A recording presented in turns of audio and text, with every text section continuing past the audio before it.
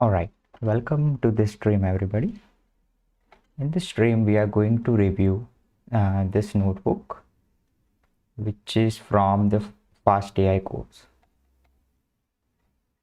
So this notebook contains multi-level classification and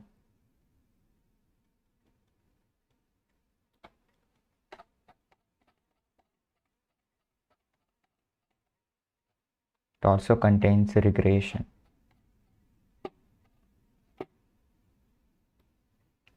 So we are going to review all of this material in this stream.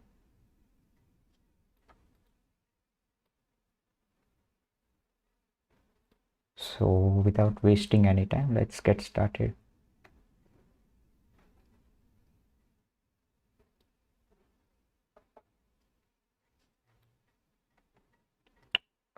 Okay, other computer vision problems. In the previous chapter, you learned some important practical techniques for training models in practice. Considerations like selecting learning rates and the number of epochs are very important to get good results.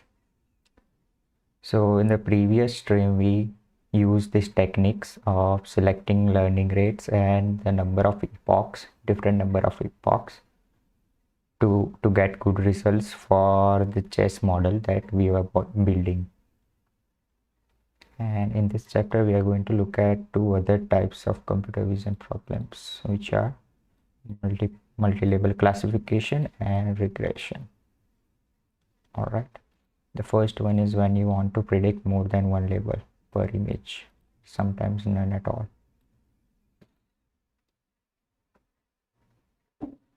And the second is when your labels are one or several numbers, a quantity instead of a category. Okay, in the process we will study more deeply the output activations, targets and loss functions in deep learning models. So about multi-label classification, it refers to the problem of identifying the categories of objects in images that may not contain exactly one type of object. Alright, so this, let me find an example.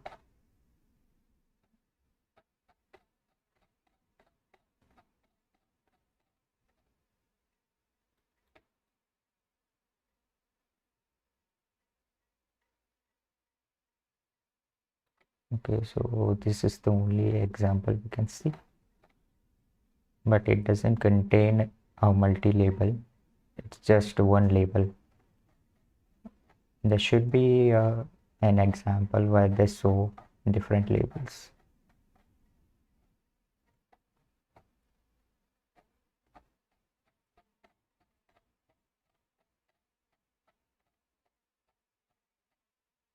Alright, in this batch we are only shown 3 images, but we'll try to load another batch. Maybe it will also contain different labels. We'll see it later. Oh, let's continue. There may be more than one kind of object, or there may be no object at all in the classes that you are looking for. Okay, for instance, this would have been a great approach for our Bear classifier. So one problem with the Bear classifier that we rolled out in whatever this is, in practice we have not seen many examples of people training multi-level classifiers for the purpose, but we very often see both users and developers complaining about this problem. It appears that this simple solution is not at all widely understood or appreciated, because in practice it is probably more common to have some images with 0 matches or more than one match. It appears that the simple solution is not widely understood, because in practice it is probably more common to have some more images with 0 matches or more than one. We should probably expect in practice that multi-level classifiers are more widely applicable. Okay, so just saying in real world, multi-label classifier are more applicable generally. Okay, first let's see what a multi-label datasets look like, where then we will explain how to get it ready for our model. We will see that the architecture of the model does not change, only the loss function does. The data, for example, we are going to use the Pascal dataset, which can have more than one kind of classified object per image. Okay, let's get the dataset.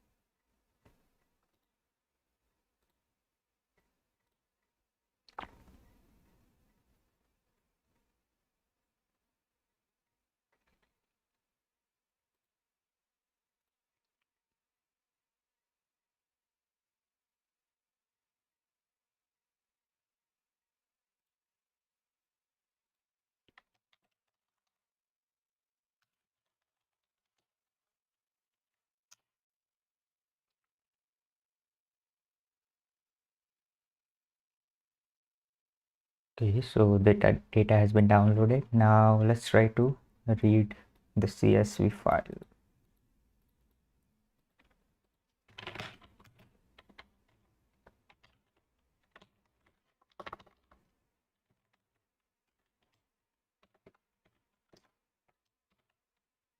The CSV file is inside the path variable and train.csv.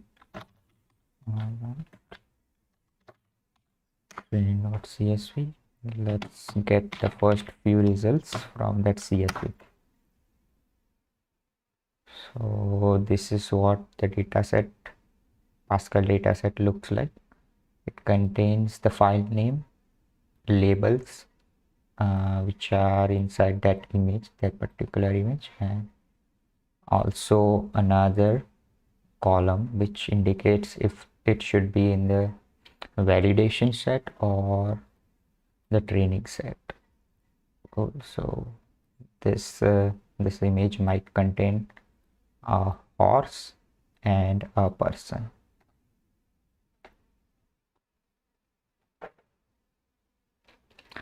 Let's see if we can see this image.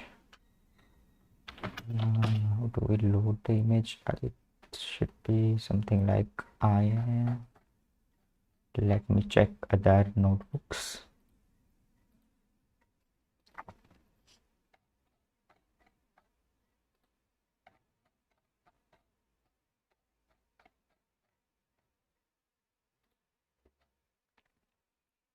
It could be inside production.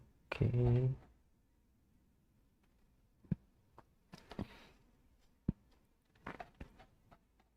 GitHub is very slow to load these notebooks.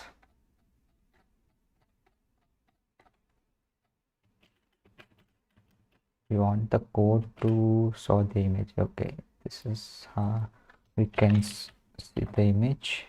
First get the image object and call open. Okay, we want to check this image. It is inside. Let's check where it is. So if we check the path contains, this is the path, and the images could be inside, it could be inside the train. So this image is inside it is valid is true. That means it is inside test folder, I guess. What's the test folder? Valid. It could be inside the valid folder. Maybe it's not the valid folder but test folder. Let's try to load it. and this is the name of the image that we want to display. This should be inside the quotes, and let's get IM to thumb 128 by 128. Great, so this is not the correct path, I guess.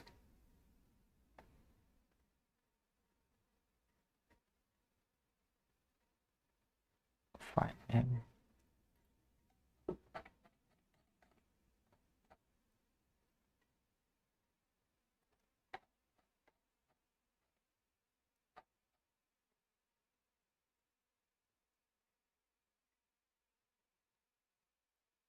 Let's check it inside the train folder.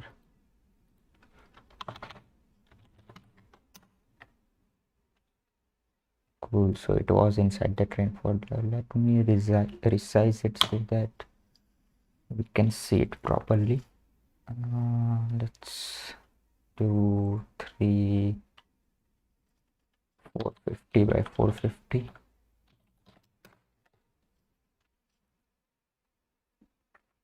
So as you can see, it contains a person and a horse as well. So this is an example of a multi-label classification problem. So the labels are horse and person. It's not a horse person. It's just a horse and a person. Okay, let's continue.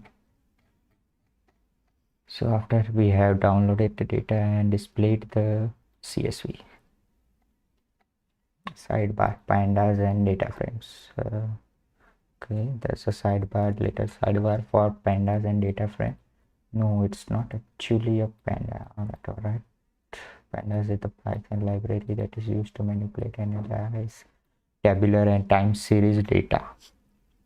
The main class is data frame, which represents a table of rows and columns that you can get a data frame from a CSV file. That's what we have done. We have gotten it from the CSV file.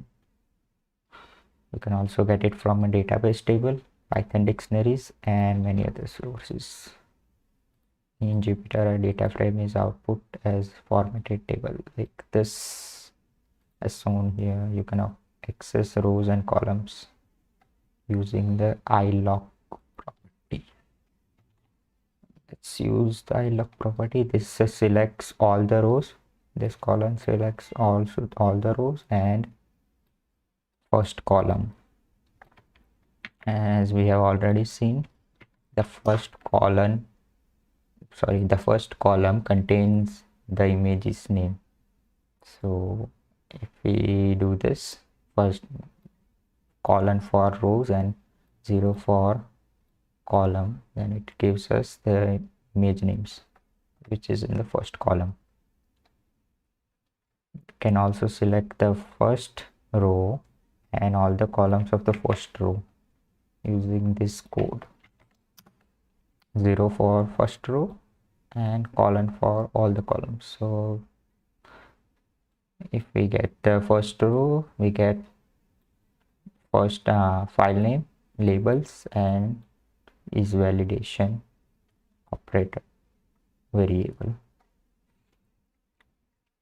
We can also directly get the first column using this code. All right.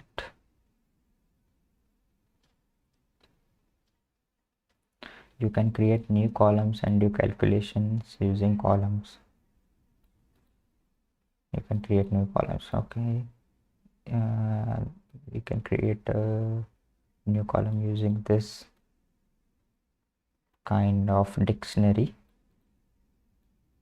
where the key is the column label and it contains the data for that column. We can pass as many columns as we want. We just have to add another key value pairs. The values are inside a list.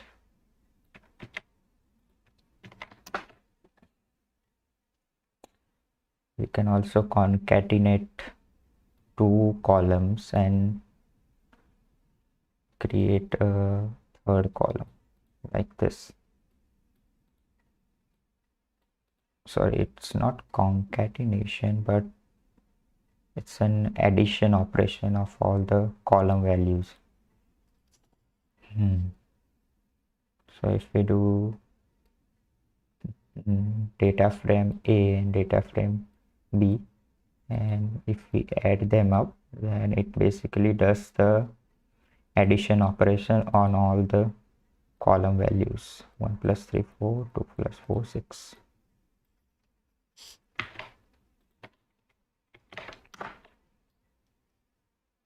Pandas is a fast and flexible library and an important part. Okay, unfortunately it is rather confusing. Okay, we don't need to read it. Now that we have seen what data looks like, let's make it ready for model training.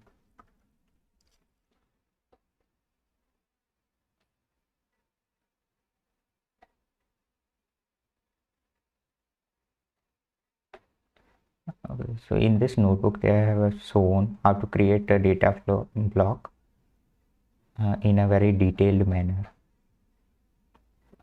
getting all the each and every individual components. So let's try to learn it very precisely. Okay, so how do we convert from a data frame object to data loaders object?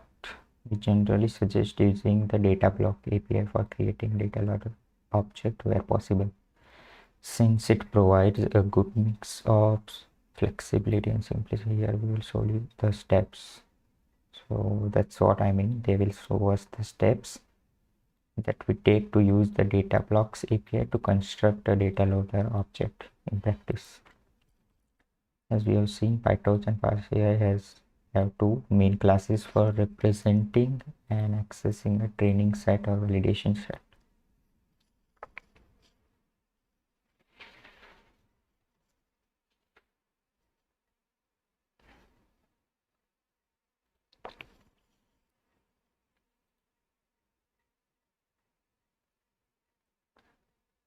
Two main classes for representing and accessing a training set or validation set.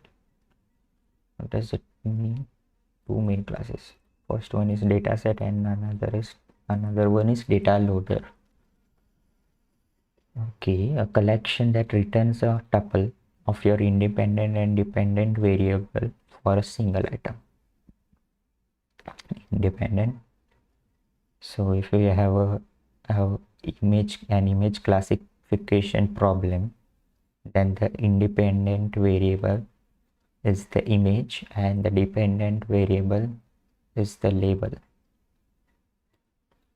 So a data set is just a tuple containing an independent variable and dependent variable for a single item. Okay. Data loader, an iterator that provides a stream of mini batches where each mini batch is a tuple of a batch of independent variables and a batch of dependent variables. So a data loader is basically batches of a collection of independent and dependent variables, collection of tuples of independent and dependent variables. Okay, on top of this, FastAI provides two classes for bringing your training and validation sets together. Data sets and data loader.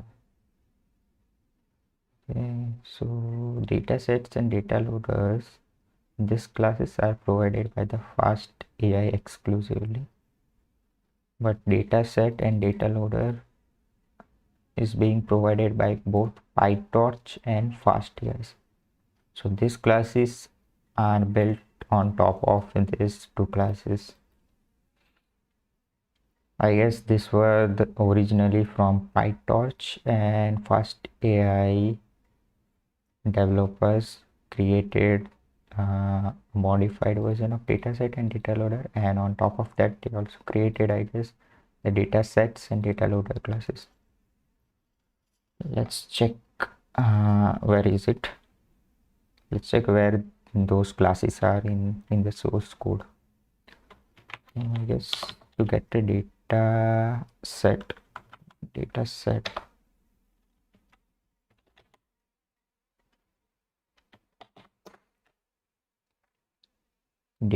not found. Data set is not found, but data sets are found. Dataset is inside the core.py, so it is inside the FastAI library. Let's check the data loader class as well. Data loader, it is found, and it is inside load.py. It seems it is also inside the FastAI. This might be the modified version. PyTorch compatibility. Right. So since the data load an object, this two classes data sets, an object that contains a training data set and a validation data set. So data set is just a collection of independent and dependent variable, but data sets is an object which contains a validation set as well as a training data set. So it splits the data set, and data loaders, it is same for the data loaders. It contains a training data loader and a validation data. Cool. So since the data loader builds on top of a data set, it builds on top of data set. Data loader builds on top of data set. Yeah.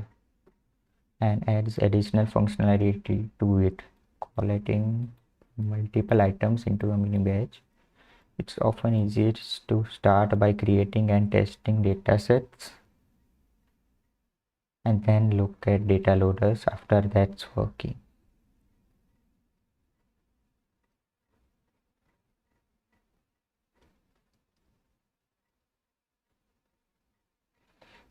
Okay, and when we create a data block, now what's a data block?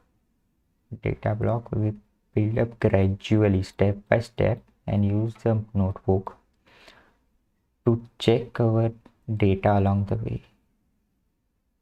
This is a great way to make sure that you maintain momentum as you are coding, and that you keep an eye out for any problems. It is easy to debug, because if a problem arises, it is in the line of code you just type. So this is how we create a data block. Just call this method or object. Let's create the object data block with no parameters. This is a data block created with no parameters. Now we can use the data block to create data sets. So if we pass this df, which is a data for pandas data frame, to the data sets, let's see what happens. Now we get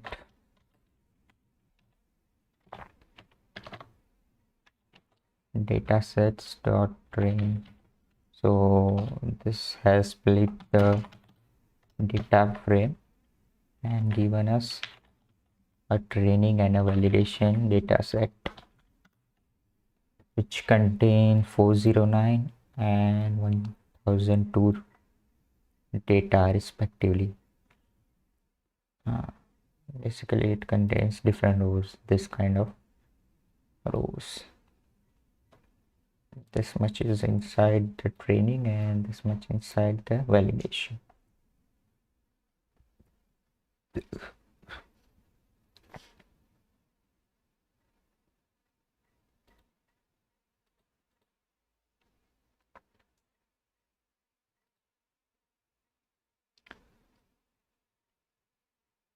Splitter, random splitter. It uses a random splitter.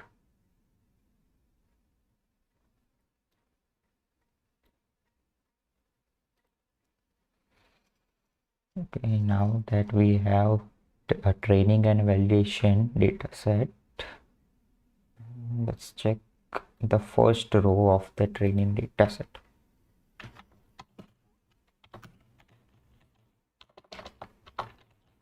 Data set train. Let's get the first row. First row contains a tuple, so we can get the first value in x and the second value in y. We can destructure it like this, and let's display x and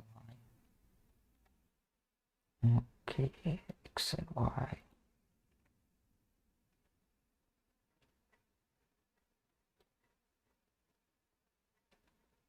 Wait, is it basically the same thing? X and y, of course. So both x and y contains the same thing. This and this is inside x, and this columns are inside y. This simply returns a row of the data frame twice. This is because by default the data block assumes we have two things, input and target. We are going to need to grab the appropriate fields from the data frame, which we can do by passing get x and so what we want is that the independent variables should be inside x and the dependent variables should be inside y, but by default the data block selects all the data, so we have to specify which one are the independent variables and which one are dependent variables.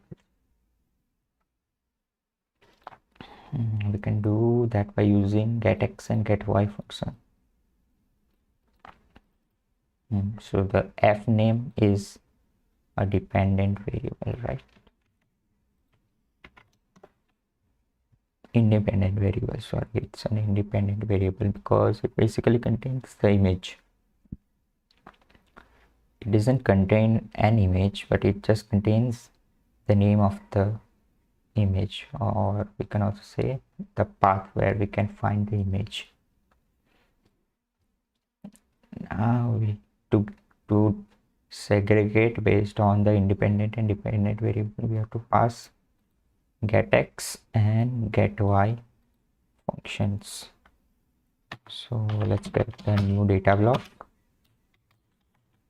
use and create a new data block object, and this time let's pass a get x method. We can pass a lambda function, which is basically an anonymous function of Python. So we can say for get x, just get the file name colon, and for get y, so this is the independent variable file name. So this is what we are trying to predict, or we can say trying to classify. And for x we want the labels, so lambda r, we want the labels as the dependent variable, so it is inside labels.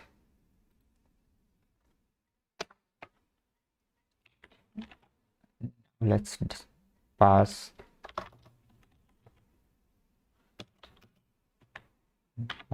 we have to pass the data frame inside the data sets to create the validation and training data sets. Also displayed this data sets dot train 0. This will display the first row of the training data set. As you can see, now we have only two variables inside a tuple. The first one is the independent variable and the second one is dependent.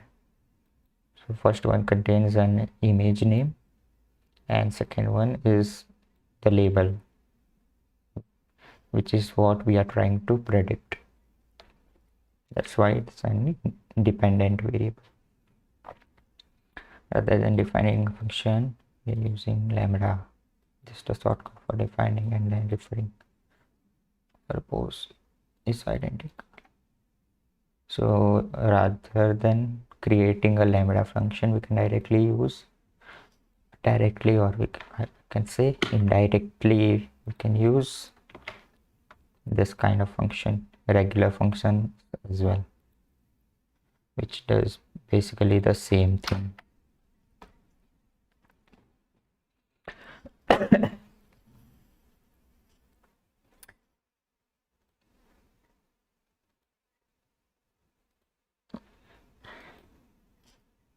Now functions are great for quickly iterating, but they are not compatible with serialization.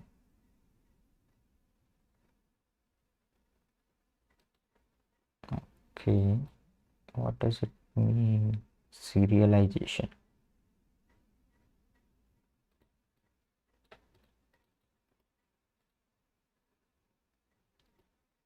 Serialization in Python.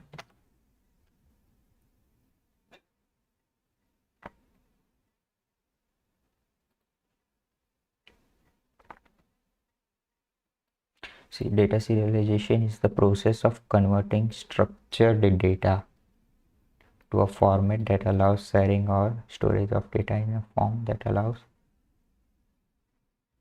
recovery of its original structure. So in some cases, the secondary intention of data serialization is to minimize the data size, which then reduces the space or bandwidth requirements. Okay, serialization.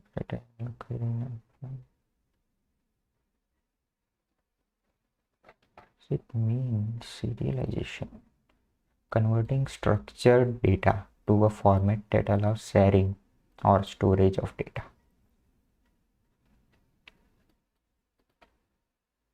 Sharing or storage in a form that allows recovery of its original structure.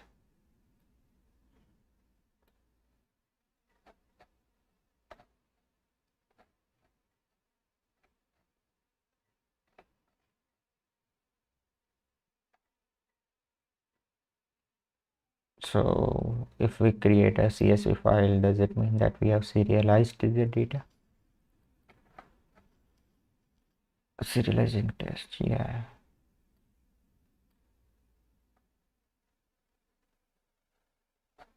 Yeah, that means we have serialized the data if we create this kind of different structured data. Cool. So we can also share the CSV file and JSON file. So that is what they mean by sharing. And also we can store those formats. Cool. So they are saying the lambda function are great for quickly iterating, but they are not compatible with serialization. Okay. So we advise you to use a more verbose approach if you want to export your learner after training. Okay, so if we want to export our model, we have to use this named function. We can't use lambda function. They are not that much compatible. They are saying, okay, let's move on. We can see that the independent variable will need to be converted into a complete path. Yeah, so this independent variable is just a name, but we want a complete path. So that's what we have to do. We have to convert it to a complete path so that we can open it as an image. Yeah, and the dependent variable will need to be split on the space character. Okay, so as we can see in this label, it's just it's just a string containing two words. So we have to convert these two words into a list of different words on the space character, split on the space character, so that it becomes a list. So let's write the function for that as well. So for get x, we are getting the independent variable and return the path. Path will return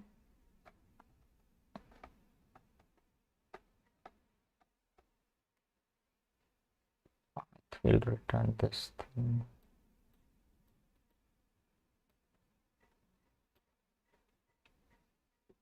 Path will return this thing up to 2007, Pascal 2007.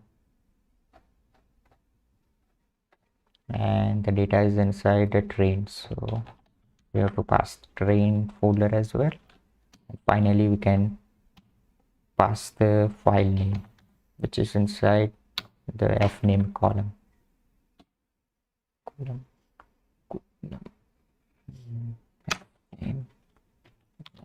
Get the dependent variable as well. It is inside labels, and we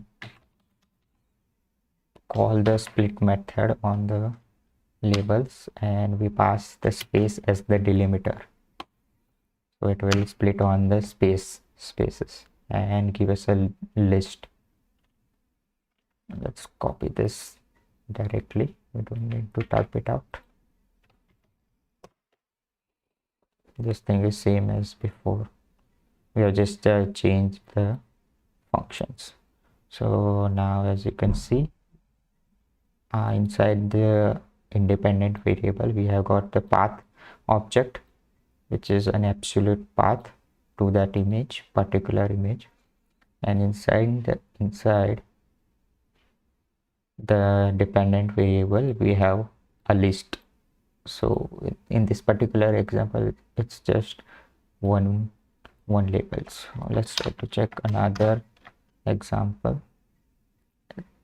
So this example contains 3 labels. This image contains a person, bottle, and TV monitor. Let's also display that image. Let's get this code to display the image, and this is the path that we have to pass over here.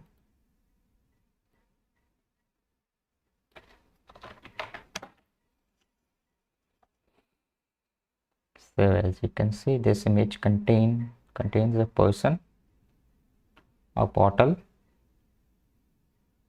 and a TV monitor. It is behind. This looks like a TV monitor. Yes.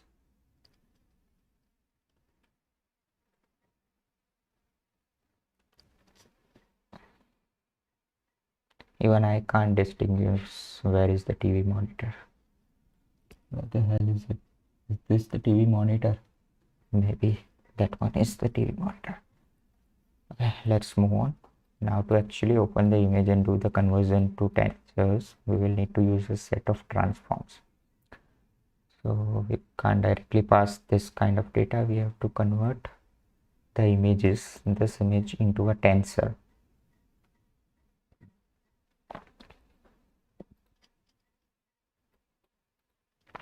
Block types will provide us with those block types.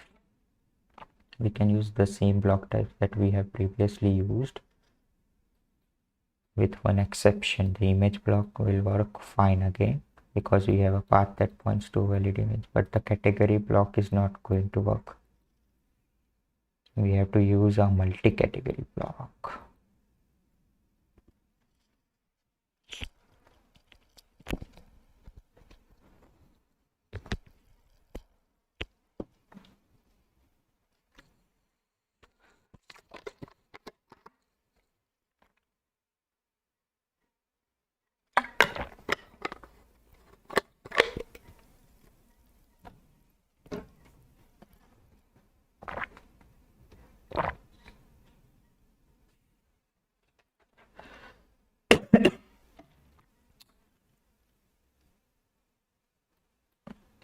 have a path.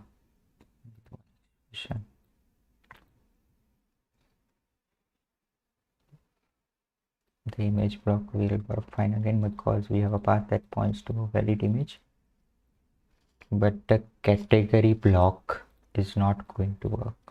Okay, the category block is not going to work. The problem is that block returns a single integer. That block, category block, returns a single integer, but we need to be able to have multiple labels for each item. So this category block returns a single integer, which was appropriate in case of single label classification, but for multiple label we need different kind of integers for different labels. To solve this, we use a multi-category block like this. This type of block expects to receive a list of strings. That's what we are providing, a list of strings as we have in this case. So let's test it out. Again, the code remains the same. We just have to add this new argument, new parameter, whatever you want to call it, a block argument, and pass it a tuple containing one image block, which is for the independent variable, and multi-category block for the dependent variable. Let's run this code as well. So after passing these blocks, the image has been converted to a tensor of 500 by 375. Has it been converted to a tensor? It's a PIL image. PIL image is basically a tensor, right? Let's check what does it contain. We can get the first row, and to get the first tuple we can pass 0, first element of tuple. Cool. So if we do that, it directly gives us, let's check the type of this object. It's a FastAI PIL image. PIL image. So PIL is Python imaging library, I guess. So we have that image inside. We no longer have the name inside the data set. We directly have the image, and that's what we want. And for the dependent variable, we have a tensor for the multi-categories. It is basically a rank 1 tensor which contains 000 for all, and 1 for, it contains 0 for the categories which are not in the image, and 1 for the category which are in the image. So suppose for this example, person, bottle, and TV monitor, there will be 3 ones in that tensor because we have 3 labels, and those will be in the particular index. As you can see, our list of categories is not encoded in the same way that it was for the regular category block. Yeah, I can see that.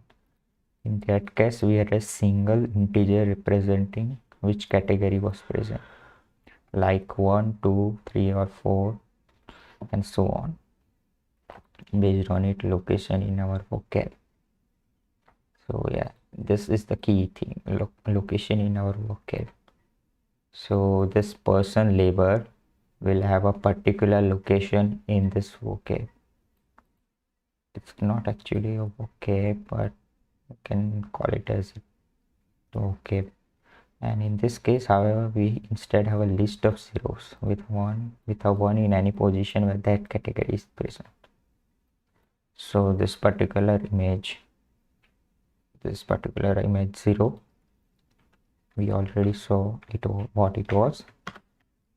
It was an image of a bird. So this particular position is for the bird label, so that's why there's one in that location. Also, this image doesn't contain any other things. It does contain this branches and such, but for now this image is not classified as having different labels, so we don't care about these other objects in this case. Okay, and for example, if there is one in the second and fourth position, then that means that our vocab items 2 and 4 are present in this image. This is known as one hot encoding. One hot encoding. The reason we can't really just use a list of library category indices is that each list would be a different length.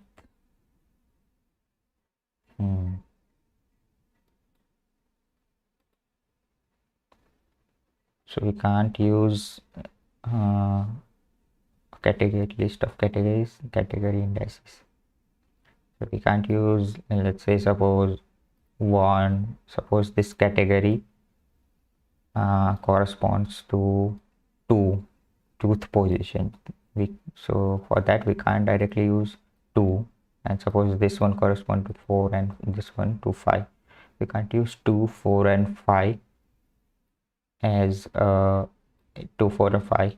Let me show you what I mean. We can't use 2, 4 and 5 directly as our independent variable, because an image can contain a variable length of labels, but PyTorch wants these tensors to be of same length, and it can't work with variable length. So that's why we have to use one hot encoding, which is of the same length for all the images. Cool. So what is one encoding? Using a vector of zeros. This is a vector of zeros with a 1 in each location that is represented in the data to encode a list of integers. All right. Let's check what the categories represent for this example. We are using the convenient torch where function, which tells us all of the indices where our condition is true or false. So what does this do? Let's try to run that code.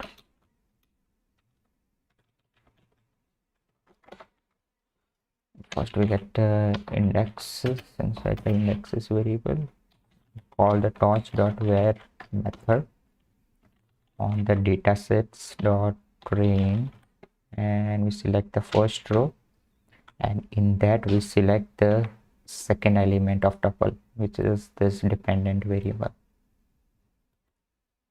and we tell the where method that if it is equal to 1,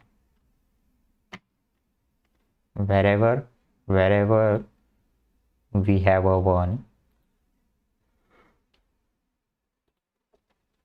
return it basically. Right, this method does that wherever the data set, first we select the first row, and inside that first row we select the dependent variable, which is one hot encoded vector, and we select wherever that position contains 1. Let's first of all see what we get when we call the where method. All right, so it gives us a tensor containing this 2. So why is it giving us 2?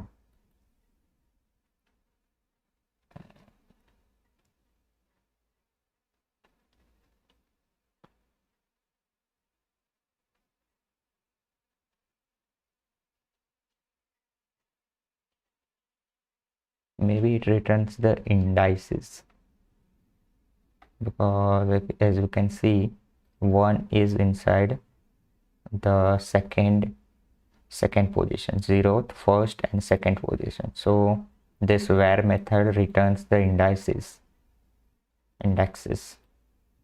and that also will select the first element, because this where method returns a tuple which the first element represents the indexes, and second I don't know what it represents. Okay, we don't care about it right now. So let's get the indexes, and after we have gotten the indexes, we can use datasets train.vocab. So vocab contains, let's see what vocab contains. It contains all the labels in their proper position. So this is the 0th position, this is the first and second, and for this image we have one in this second position, so it represents that we have bird in this image. Now we can get that label by passing the indexes that we got from this where. So if we pass the indexes,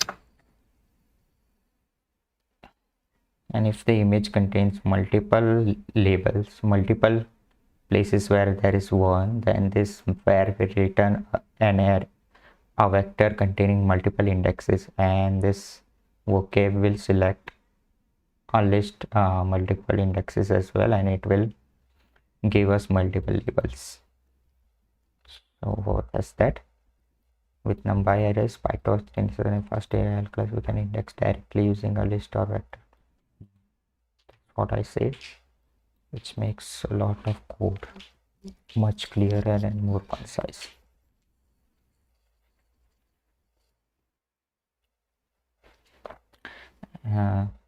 It's a good thing with Python, because if we couldn't provide a list inside, if we couldn't directly provide a list or vector to index, then we would have to use a loop or something to get all the individual labels.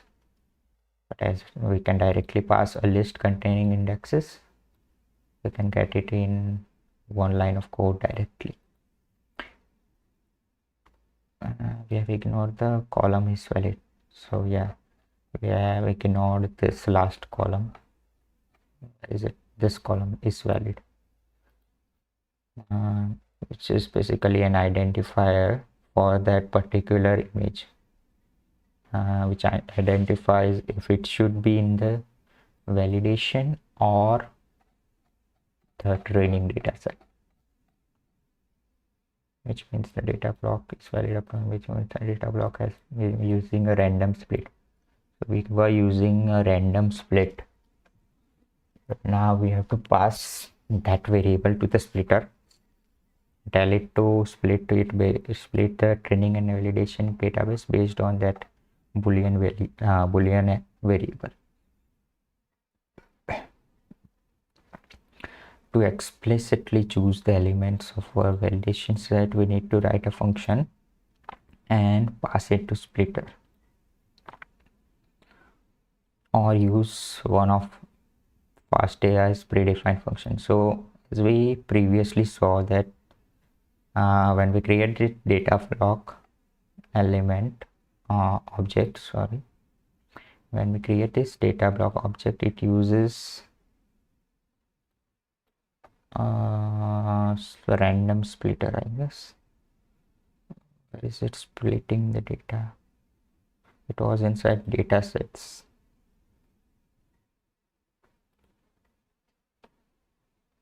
Yeah, it is over here. It was using, if we provide the splitter, it will use that splitter, or else it will use the random splitter. So that's what it does by default. It splits randomly. It will take the items where here our whole data frame and must return 2 or more list of integers.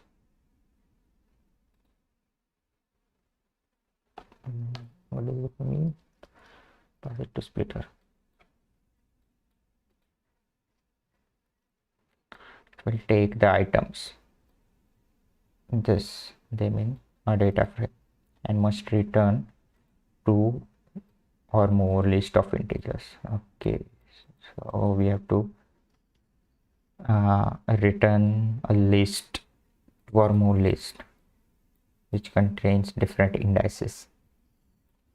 So let's write the splitter, custom splitter for our data set, and for that we pass the data frame object that we have obtained, and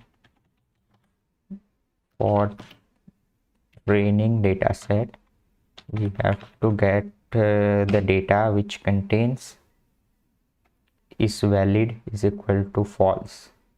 So we have got, when we do df is valid,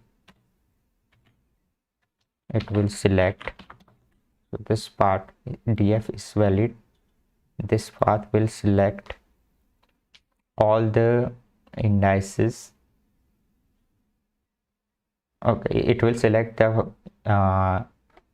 is valid column of all the data, so it will return this column only for all the data. But for training we don't want all data, we want only the rows where the is valid is false, because wherever it is true, that means that row belongs to the validation data set. So for that we have to specify the negation operator. We have to specify the negation operator. So this will select the rows where is valid is false, and it will return the index. Let me try to run this. Let me try to show you how it looks like. If we select valid, it will return. I have made a typo over here. Well, so it will select the last row, which is this valid. Now it contains true, false, true, false. We only want the rows where it is false, so we have to do the negation.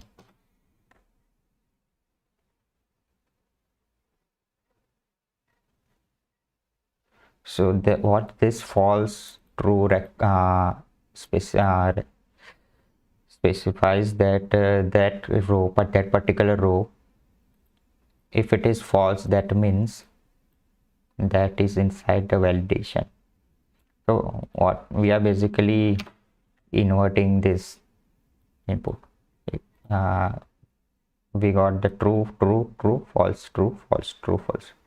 So this true is wherever that row contains belongs to the validation, but we want the row for the training data set, so we pass the opposite of this row, which is false, true, false. So this third row belongs to the training data set, and that's what we pass to df.index. So when we pass this list to df.index, it basically is kind of masking. It is called masking, where wherever it is true, it will select that row only. So wherever this this returns true for only when that row belongs to the training, and finally we convert it to a list, because this df.index returns a series, data frame series, panda series, or I should say. And similarly for the valid set, valid data set, we can do the similar thing, but now we can directly pass this df is valid, because it already contains true wherever that row belongs to the validation set. And let's also convert it to the list. Now that we have got the list, we can return it, train and valid. So we have created the splitter function. Now let's create the data block.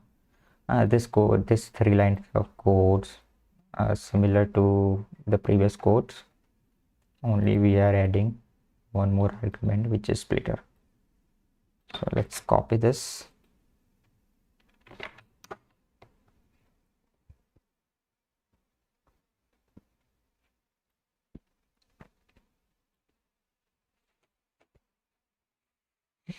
Okay, so now we have a training data set and a valid data set perfectly split according to the column which we have got, which is this last is valid. All right, let's continue. As we have discussed, data loader collects the items from a data set into a mini batch.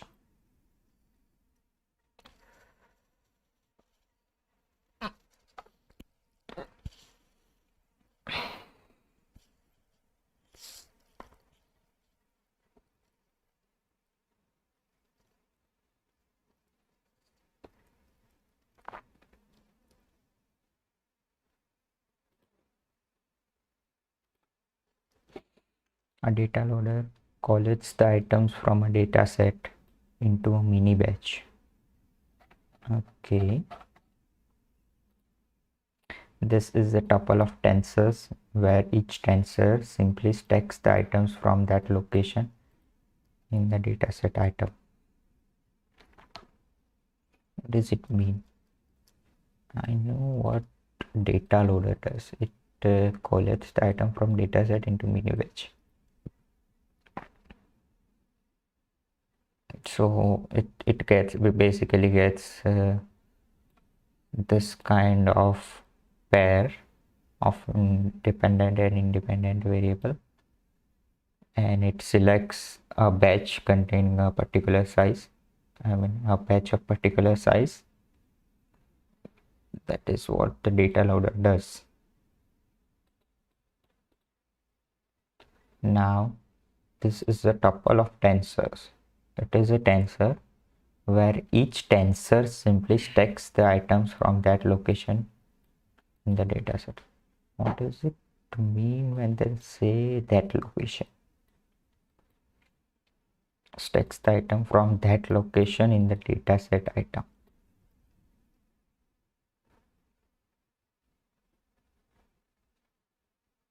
Now that we have confirmed that the individual items look okay, there's one more step we need to ensure we can create.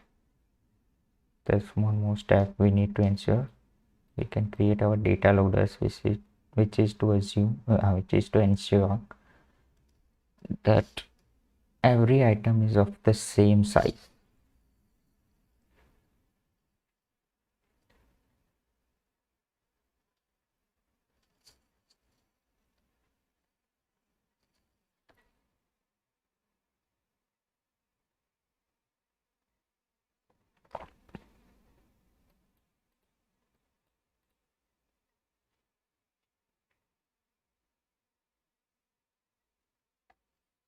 So now that we have got the independent and dependent variable, and we also provided the specific blocks for that for those two variables, and also provided the splitter, our custom splitter.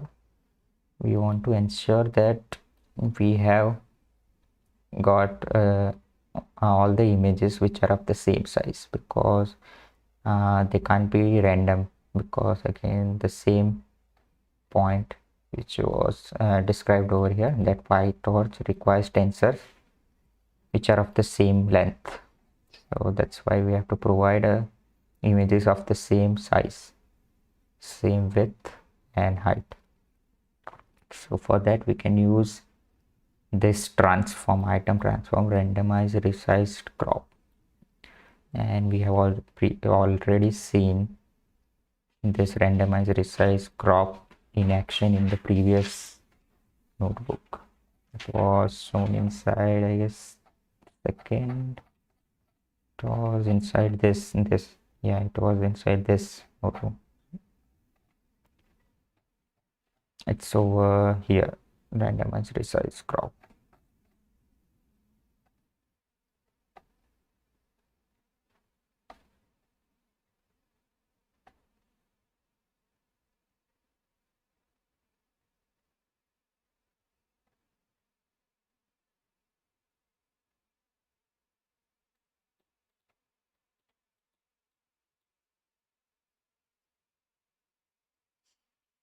So actually training the neural network with example on where the objects are slightly different, slightly different size helps it to understand the basic concept of what.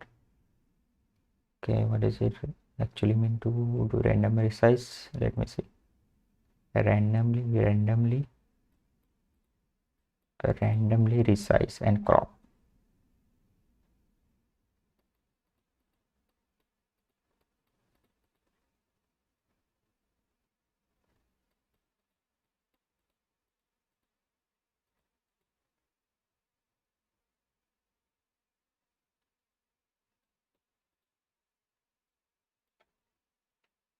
Okay, so this is what random resize crop does.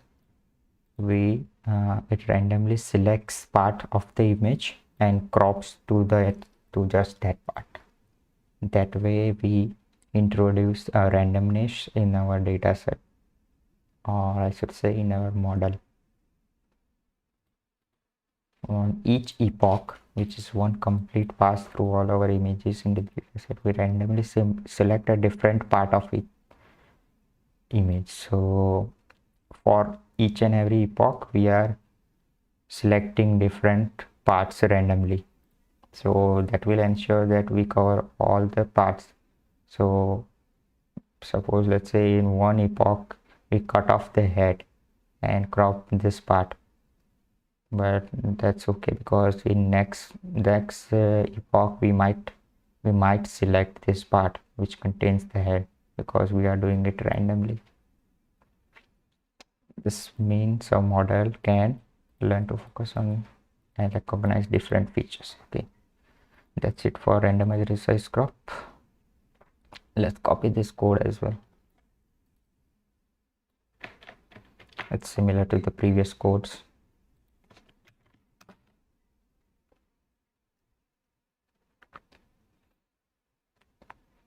Let's check the batch now. We can use dls contains the data loaders and .so batch, and row takes it gives us a number of rows. We only want one row and 3 columns, so we are specifying that we want only 3 images for now. So the images are same because we are no longer splitting the data set randomly. We are splitting it based on the label on the column is valid, which is same for this data set as well as the data set we are using in this notebook, in the notebook which I'm working. So there's both models contain exactly the same kind of data inside training as well as inside the validation, right? Remember that if anything goes wrong when you create your data loader, your data block, or if you want to know exactly what happens with your data, you can use the summary method we represented. Summary. Let's check the summary method. Was it inside DLS? Yes, it was inside data block. Yeah, it's inside data block.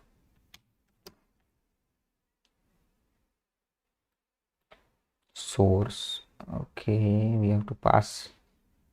I guess we have to pass the data frame object. Cool. So this is what is happening inside when we create a data block.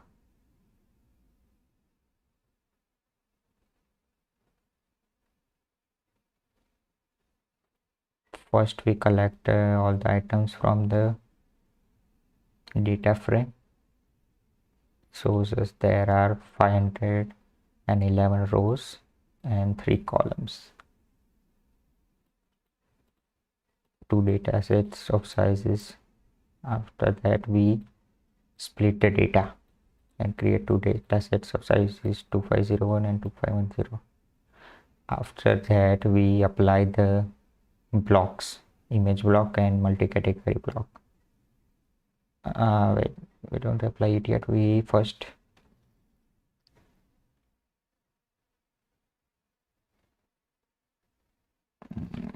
okay.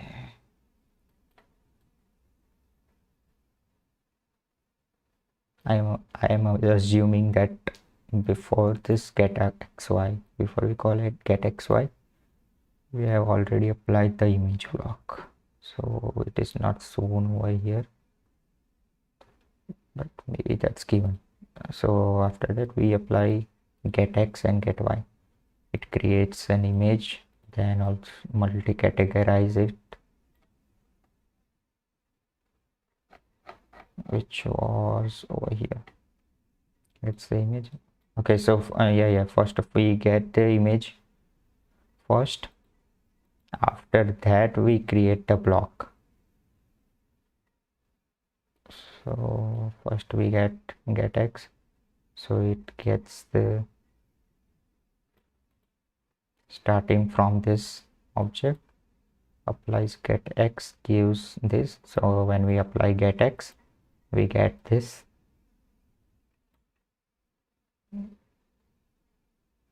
and applying this gives us an image. So this is the blocks get xy, and what I'm trying to say is this thing, these two arguments and these two arguments are happening simultaneously. So first we get the x based on whatever we pass inside this get x, and first we get the path, then we create the image, which gets us an image of this size, and we call the get y on the same first row, same row.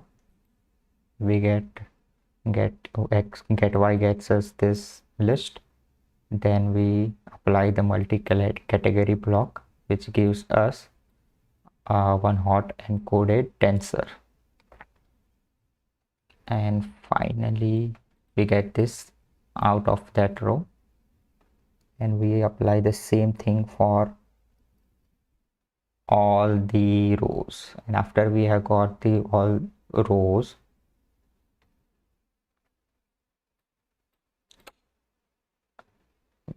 which gives us, I mean, we don't apply directly to one row. Maybe we first create a batch, and after we create a batch, we apply item transform to the first sample. Item transform does this: it resizes it to 128 by 128 with a minimum scale 0.35 and ratio 0.75.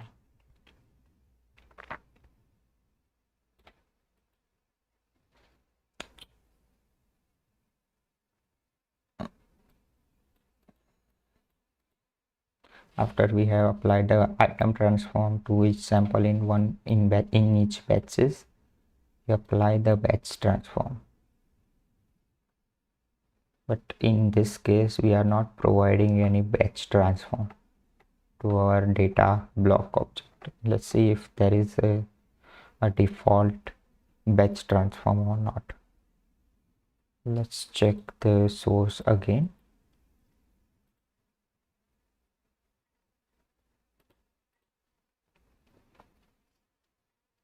Data block, and we are looking for the batch transform. Batch transform equal to none. So yes, it is by default equal to none.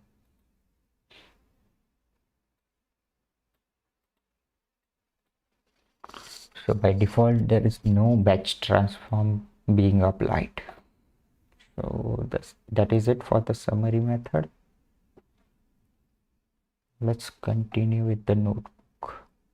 So after we have displayed the batch, remember, okay, we have already read it. Our data is now ready for training a model. As we will see, nothing is going to change when we create our learner.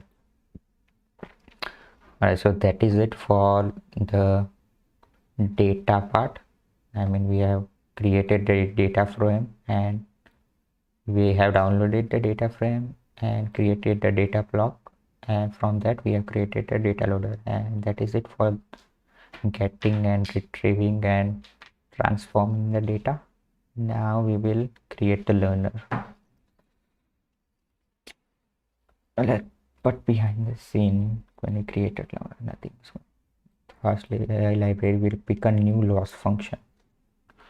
Okay, so it's saying over here that in the multi-label classification, FastAI library will pick binary cross entropy as the default loss function. So let's try to create a learner from that. We'll create a convolutional neural network learner. Pass it we pass it data loaders and also pass it the architecture, which is resonate 18.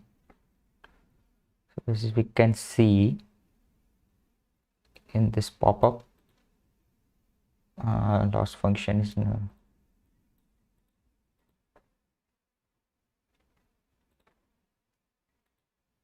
We are not passing any other arguments for now.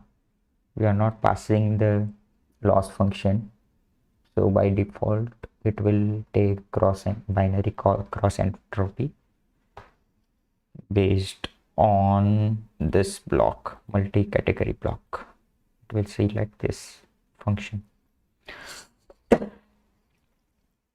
We also saw that the model in a learner is generally an object of a class inheriting from nn.module.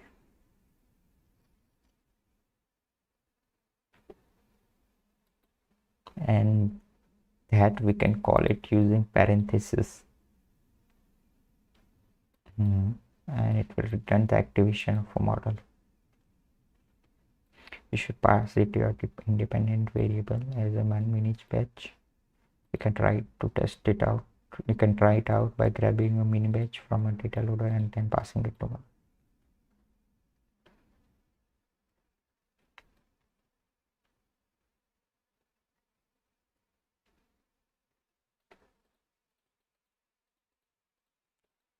So first of all, let's create the model.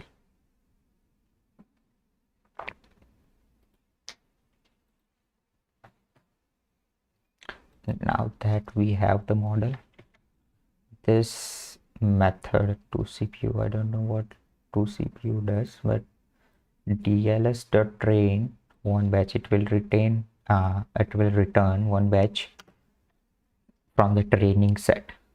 So this is what a batch looks like.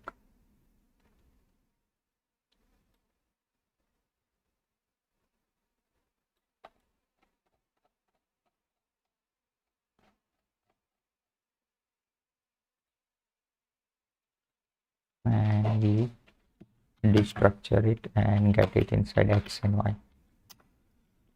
So they are trying to get the activations of a model. We can get the activations. We pass learn model and X. Okay, actives learn.model.x actives.save. It returns 64 by 20 tensor. So the 64 rows and 20 columns. 20 columns are for these different categories, and 64 is the size of the batch.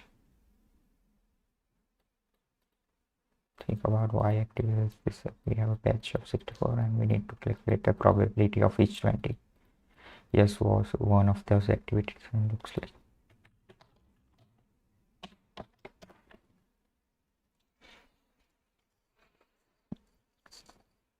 Right. So we are getting the activations. There are 20 different activations for each of these 20 categories.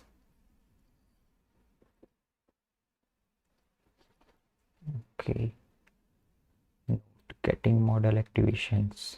Knowing how to manually get a mini batch and pass it into a model and look at the activation and logs is really important for debugging your model. It is also very helpful for learning so that you can see exactly what is going on.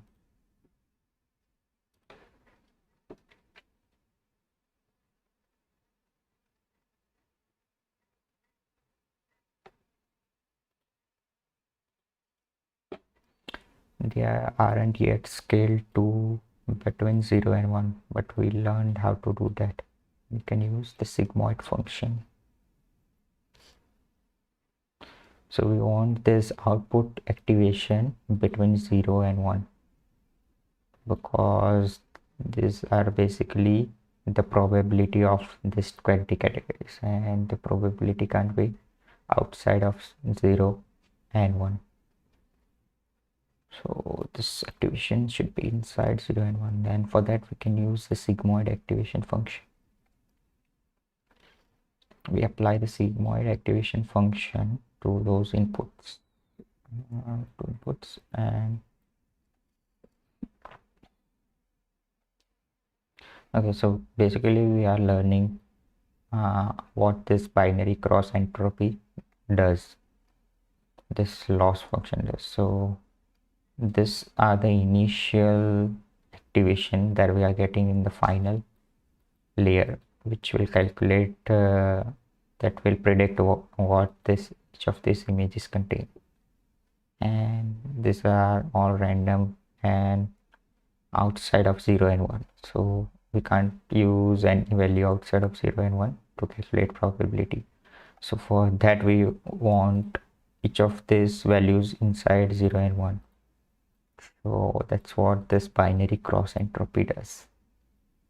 First of all, it does it calculates the sigmoid. So let's try to write that function, binary cross entropy. We pass in the inputs and the targets. Targets are basically the dependent variables which are inside y, I guess. Let's check what is inside y. So this is what we are trying to predict, 0 1 1 1. So this is what we pass to this function as the second argument. Now we have to convert those inputs, convert values of those inputs between 0 and 1. So we apply the sigmoid function, which will convert those values. Where did it go?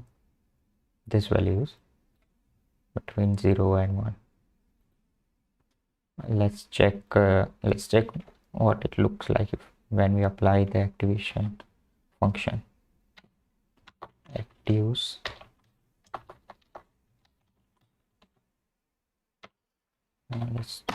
can we directly try to do something like this, sigmoid.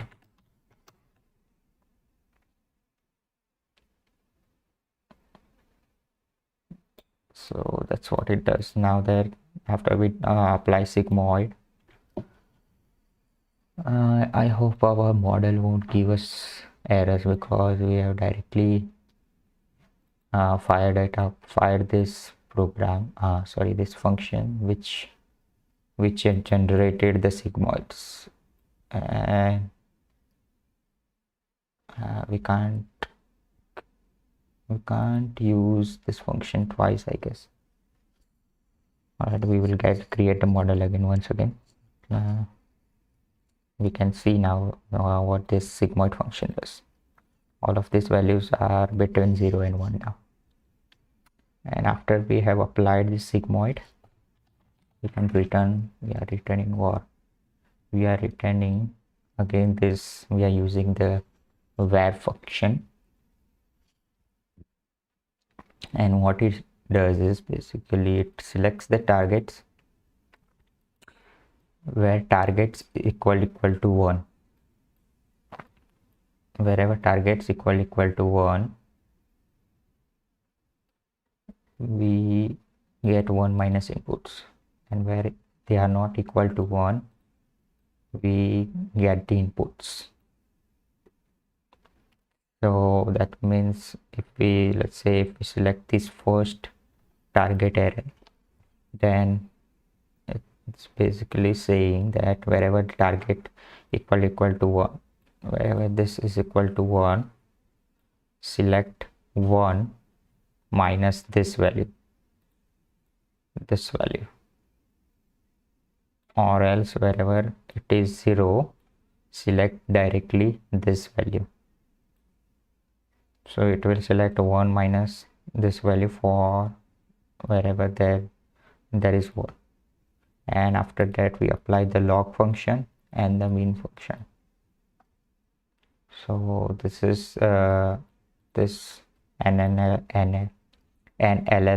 loss softmax function.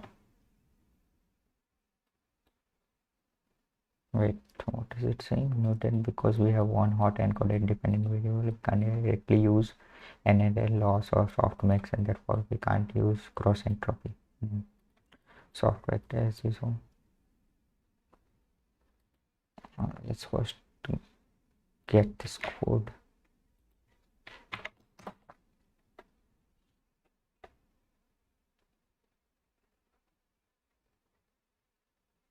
Also, let's get the model again because we have changed the gradients, or I mean we have changed the activation, so it's better to get the model again. But, we have gotten the model.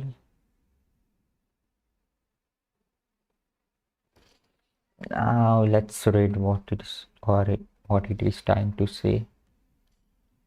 Note that because we have a one hot encoded dependent variable, okay, one hot encoded dependent variable, we can't directly use NLL loss or softmax. Therefore we can't use cross entropy. Cross entropy was introduced inside, I guess, 5th notebook. Let me open that up as well for the reference. It was inside pet breads.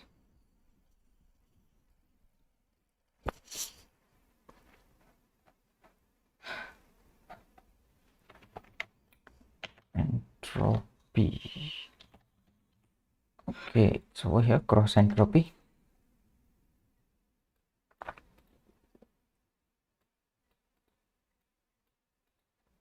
So for single label we had this kind of tensor containing integers for that particular breed. So we have in total 37 integers because we had 37 pet breeds, and after that we applied the softmax function, which is basically a fanciful sigmoid function which converts those activations between 0 and 1 for all the different categories. And after we have applied the softmax, we do the log likelihood.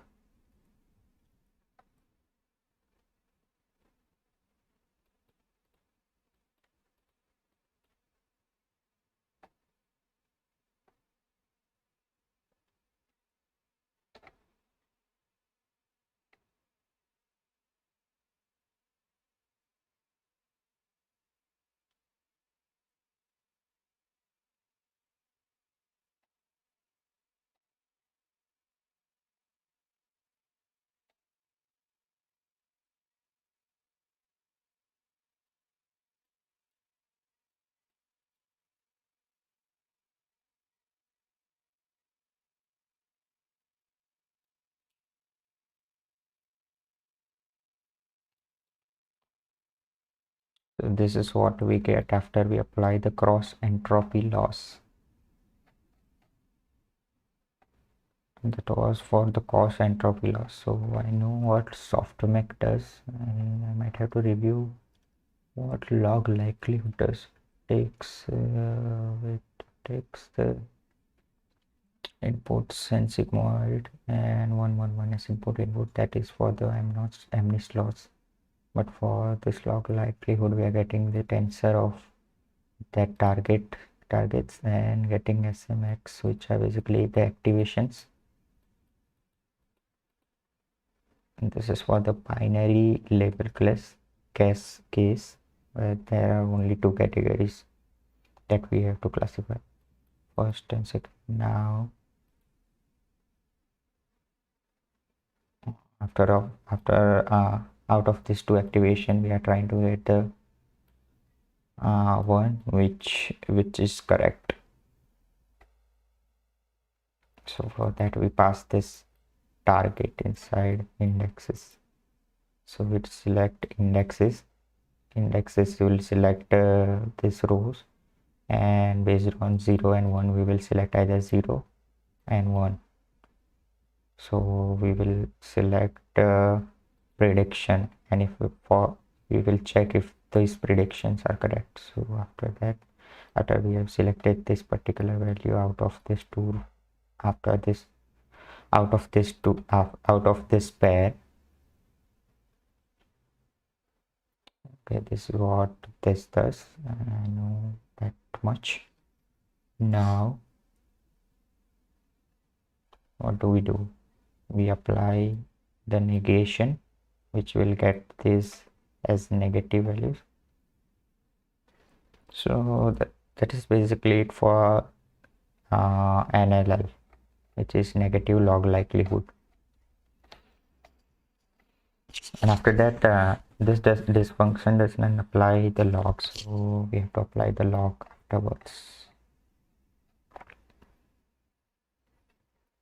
So this is what it does basically. We give the activation to it and the targets, and it will give us this kind of array. This corresponds to the 6 data we provided to this function. So activation, we provided 6 items. Activation had 6 items, right? There were 6 items. So now that I have cleared it up, let's get back to 6th notebook, and here it is saying that because we have a one hot encoded array dependent variable, we can't directly use NLL loss or softmax. Therefore we can't use cross.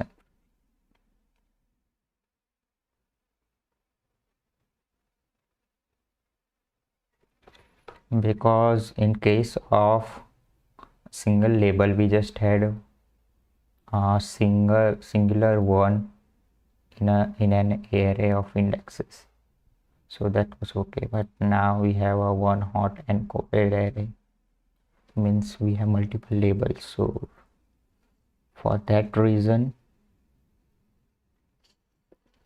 we can't use the cross entropy. For that we have to use binary cross entropy. So softmax, as we saw, requires that all predictions sum to 1, okay, and tends to push one activation to be much larger than the others due to the use of exp exponential. However, we may well have multiple objects that we are confident appear in an image. Yeah, so when we use the softmax function, we are only trying to predict on one category per image. So for that, softmax was appropriate because it pushes one activation to be larger than the other. So it basically dampens all other activation, and only one activation which was greater is pushed to a maximum larger value because of the use of exponential like this exp. However, we may well have multiple objects that we are confident appear in an image. So restricting the maximum sum of activation to 1.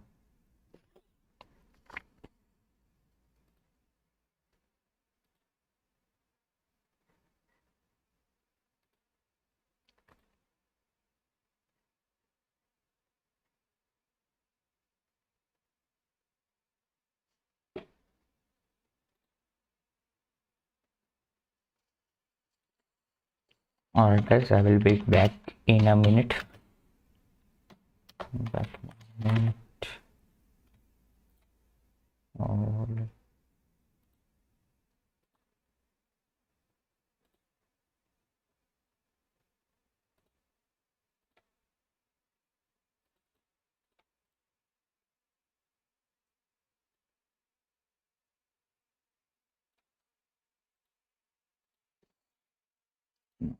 I will be back in a minute.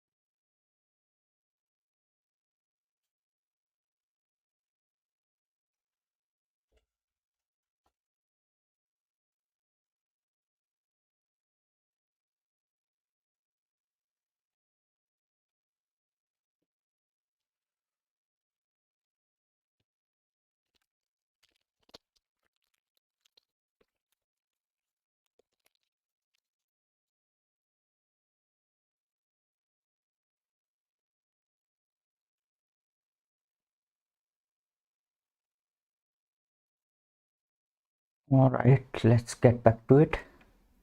So I was reading softmax. As we saw, requires that all prediction sum to 1. Okay, and tends to push one activation to be much larger than others. However, we may have multiple objects that we are confident appear in an image, so restricting the maximum sum of activation to 1 is not a good idea. Alright. By the same reasoning, we may want the sum to be less than 1 if we don't think any of the categories appear in an image.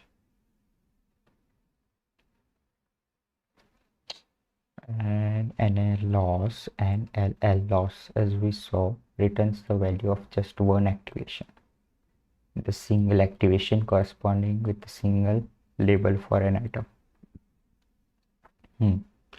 This doesn't make sense when we have multiple labels, because in case of singular label, we just had one value for we just had one value for a single item, but now we may have more than one item, so you can't use NLL losses as well. On the other end, the binary cross entropy function, which is just MNIST loss along with log, provides just what we need. Thanks to the magic of PyTorch's element-wise operation, each activation will be compared to each target for each column, so we don't have to do anything to make this function work for multiple columns. Okay.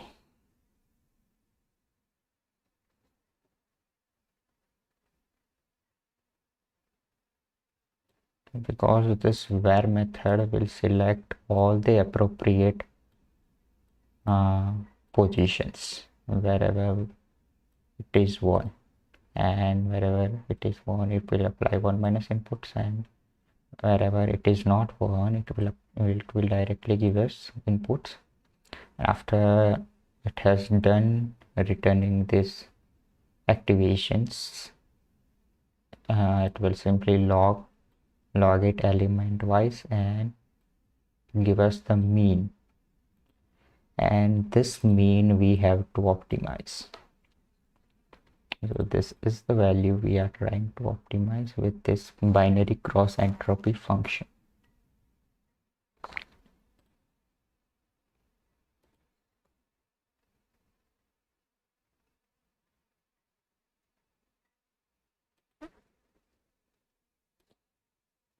One of the things that I really like about working with libraries like PyTorch with broadcasting and element wise operations is that quite frequently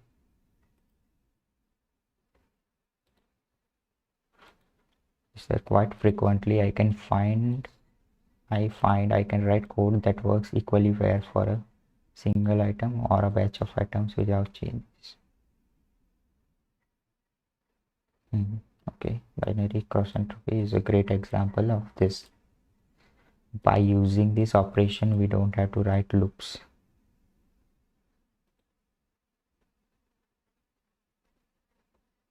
So what they are trying to say is they're trying to say that we don't have to use the loops. We can use this kind of function .log.mean, which will apply everything element wise, so we don't have to use the loops and do select each element one by one, and it does it in this PyTorch does it in a much faster way than if we were to use the loops. Okay, so by using this operation we don't have to write loops and can rely on Python to do the looping we need as appropriate for the rank of tensor. So behind the scenes it is doing the looping, but it does it in a much faster way because it is not doing in the Python loops, because Python loops are not that much faster. PyTorch already provides this function for us. In fact, it provides a number of versions with rather confusing.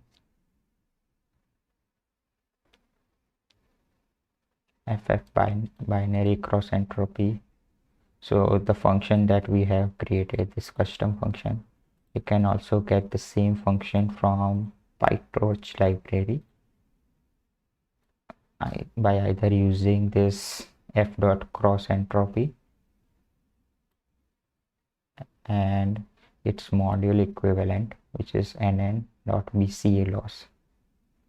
To calculate cross entropy, we on one hand had to coordinate target on hot and coordinate target, but do not include the initial sigmoid. So this function and this module does not include this sigmoid.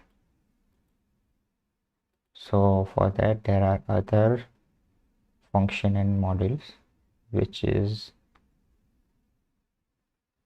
f.binary cross entropy with logits, or for the module version bc with logits loss, which does both sigmoid, which does the sigmoid part as well, and the binary cross entropy, this binary cross entropy in a single function, as in the preceding example. Just like this example, the equivalent for single label datasets like MNIST or the FastAI set, where the target is encoded as a single integer, is NL loss or an LL loss for the version without initial softmax. So these are the classes that we previously used in notebook number 5. We used it over let me find it over here. We used it over here: cross entropy loss, cross entropy, and cross entropy loss. Now since we have a one hot encoded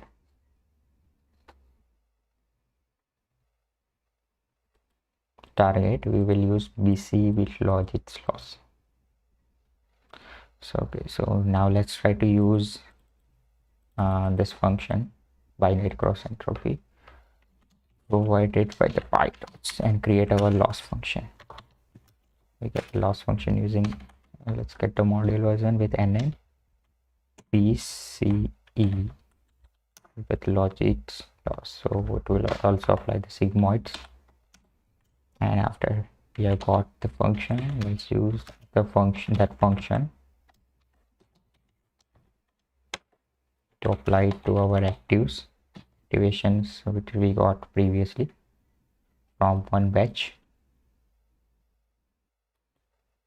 Actives contains the activation of a single it contains activations for a single batch, and also pass the target. Now this will calculate the loss for our batch and provide it inside the loss variable.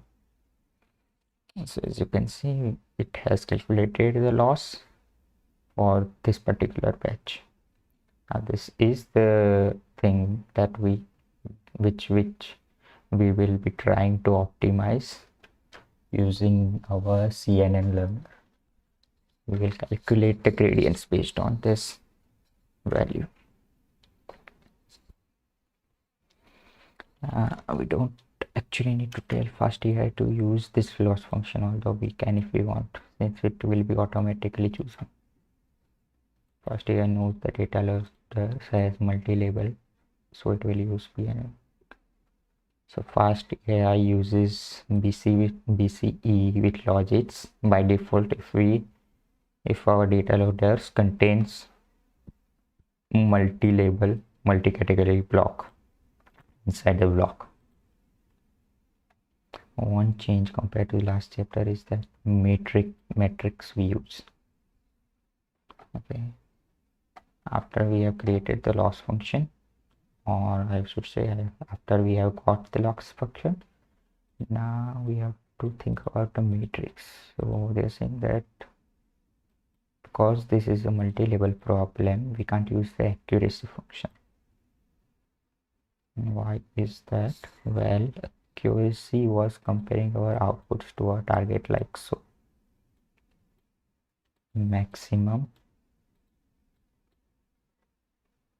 prediction is equal to target.form. So previously we were using this kind of accuracy function where we got the this imp is the final activation, I guess, and we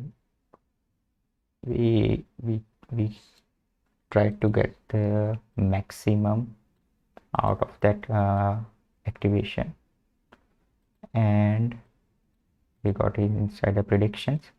Now if this prediction equal to target,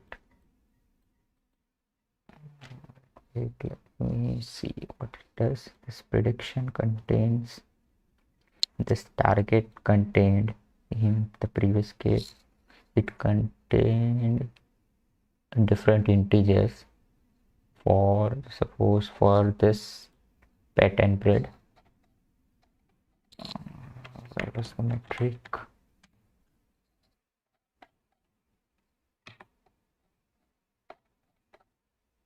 It contained 0 up to 36 for different categories. This target contained that. Now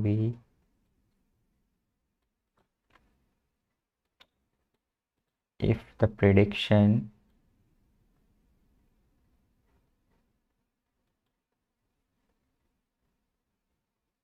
the class predicted was the one with the highest activation, this is what argument does. Here it doesn't work because we could have more than one prediction.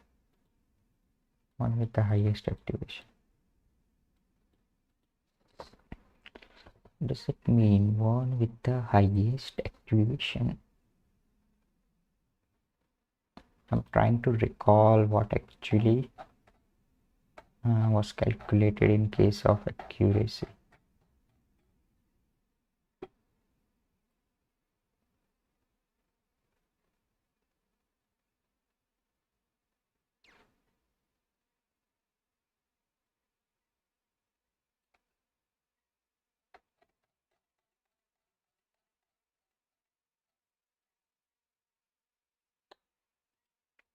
All right, let's check the other chapter.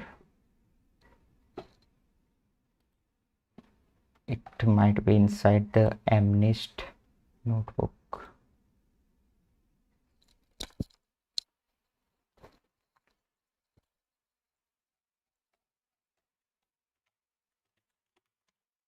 Accuracy, yeah, this over here.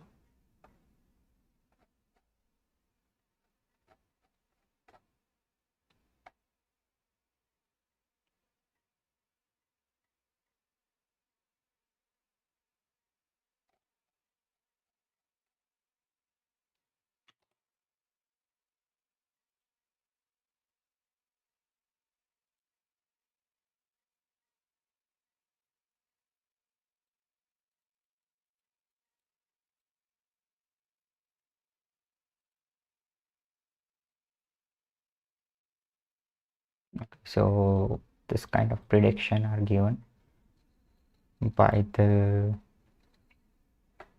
model, and a prediction are greater than 0.5. Okay, and in our case the predictions are between 0 and 1, and whichever is the maximum,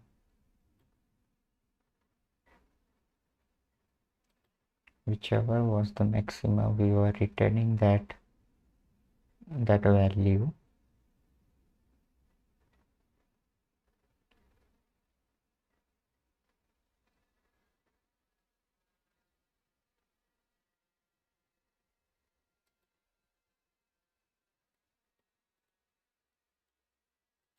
Argmax, let me check what Argmax does.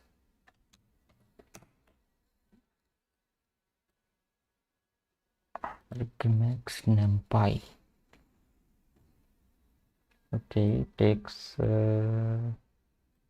x is equal to none, but in this case we have given dimension dim, but there's no argument as a dimension.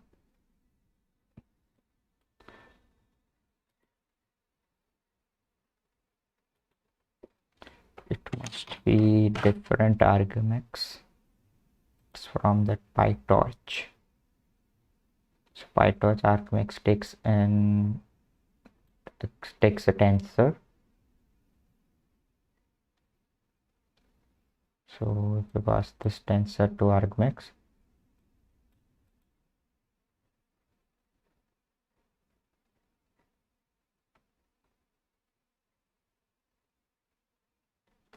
okay, it returns the indices of the maximum value.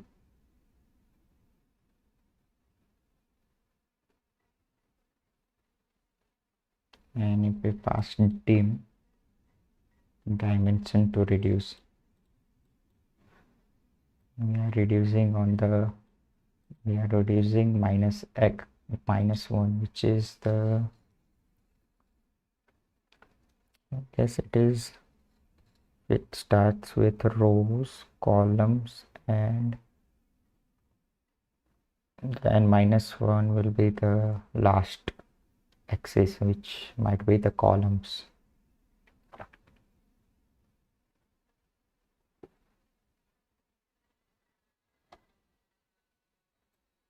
So if we provide 1, then 0 to 0 1,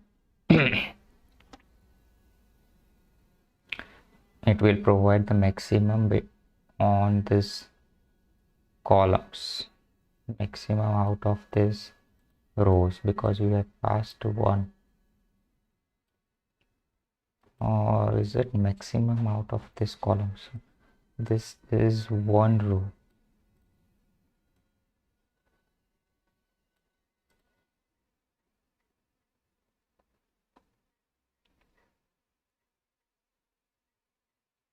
And if we pass dimension is equal to 1,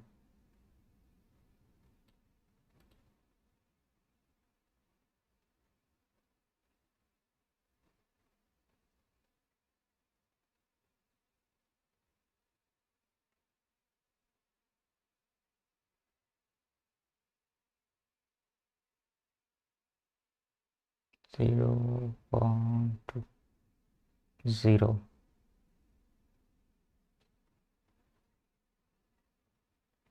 1, 2, okay. And so dimension 1 means it will do a row wise deduction. So it will select a maximum out of this row, which will be the first. That's why it is giving us 0 as the indices. And for this, this tooth element is the maximum. And out of this, the first element, which contains 0 as the index, is the maximum. And for this element, which contains first 1 is the index. So it will give us 0 to 0 1. If we were not to provide this dimension, it will just give us the maximum out of all these values. Okay, I get it. Now we are providing minus 1. If zeros are the rows and 1 are the columns, and if we pass 1, it will flatten, it will reduce the column. So it will reduce all these columns, all these columns, all this column. And if we pass minus 1 is also column, I guess.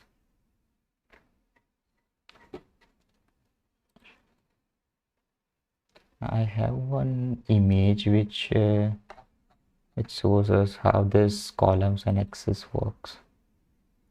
Let me show you the image. So this is how columns and axis work. So 0 is, if we have a tensor of rank 2, then 0 is the number of rows, 0 means the rows, and 1 means column. but -1 means the column. So I will write -1 here means the column. But if it were a rank 3 tensor, then -1, still -1 would have been the column. So it doesn't say, and that's why we are passing -1, because if we were to pass 1 for the column, then if we were to pass the rank 3 tensor, then 1 would denote the rows in case of rank 3 tensor, and in case of rank 2 tensor it denotes a column. But -1 denotes the same thing in each and every case. So for rank 1, rank 2, rank 3, for all these cases -1 represents the column. So here also we are trying to reduce the the column, according to reduce. So, and what this column represents is an activation, a set of activation, something like this.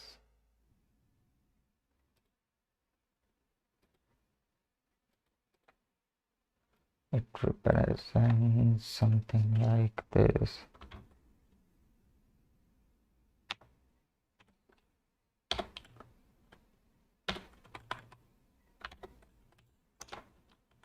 So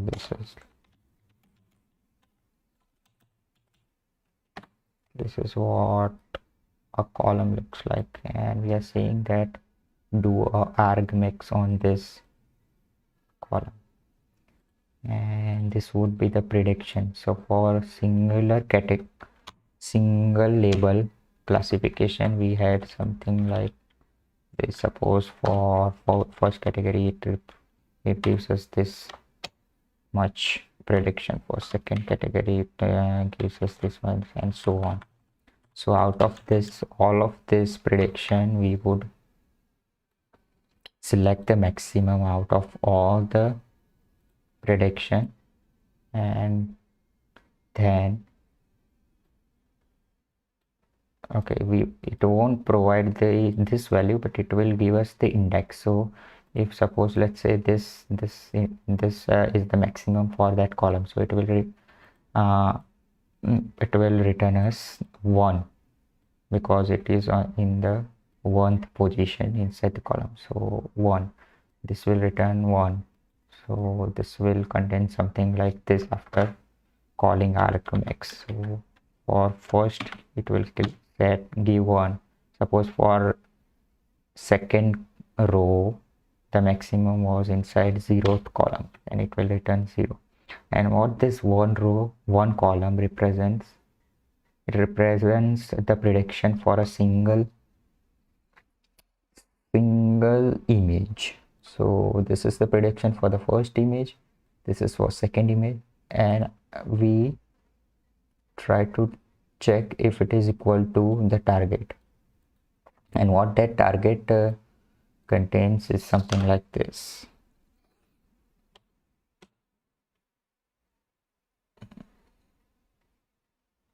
Okay, target would also contain an array of this kind of, because those single label are integers from 0 to 36, our target will also have something like 1 or 0 or 36, let's say, for the last category. So this, suppose this return 34. So if we were to compare this, which is inside prediction, and this which is inside target, then if we compare, then for these two values it will return true, for this two it will return true, for these two it will return false, because that means that our model, the predictions are incorrect for this image. So this will give us back a list of true, and false, and when we apply the float, it will convert it to 1.1. 0, and we apply mean again, so it will give us the mean of, suppose this would be 1 divided by 3, 1.0 divided by 3.0, so it returns something like 1.5.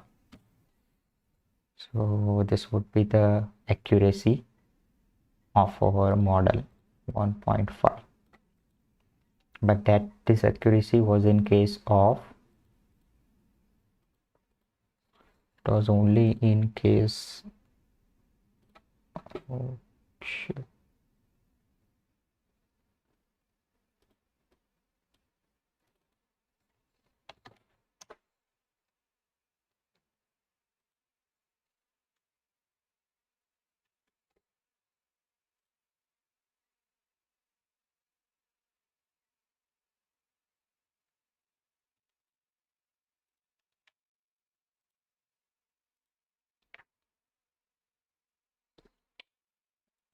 This accuracy was only in case of single label classification.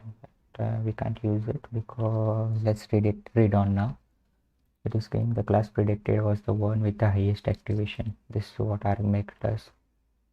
Here it doesn't work because we could have more than one prediction on a single image, so we can't use argmax. And after applying the sigmoid to our activations to make them between 0 and 1, we need to decide which ones are 0 and which ones are 1 by picking a threshold. Each value above the threshold will be considered 1, and each value lower than the threshold will be considered to 0. Alright, so for multi-label we have to use this accuracy model. Let's try to code it up. QSC multi input for inputs, for target, and also providing a threshold value of 0.5 and sigmoid of equal to true.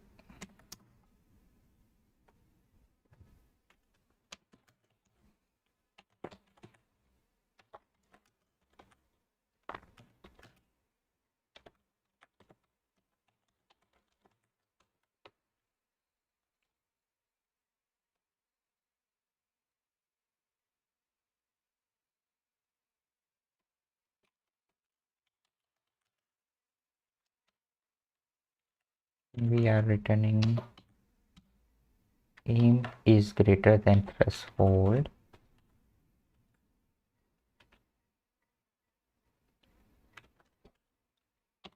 equal to targ dot full.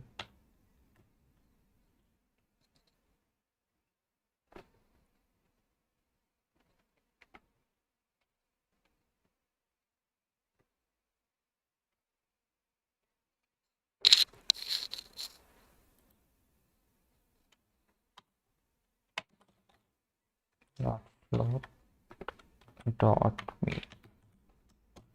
Dot float and dot mean does the same thing as this. Excuse me. So now in multiple accuracy we are doing something like this. We apply the sigmoid function. So what that does is,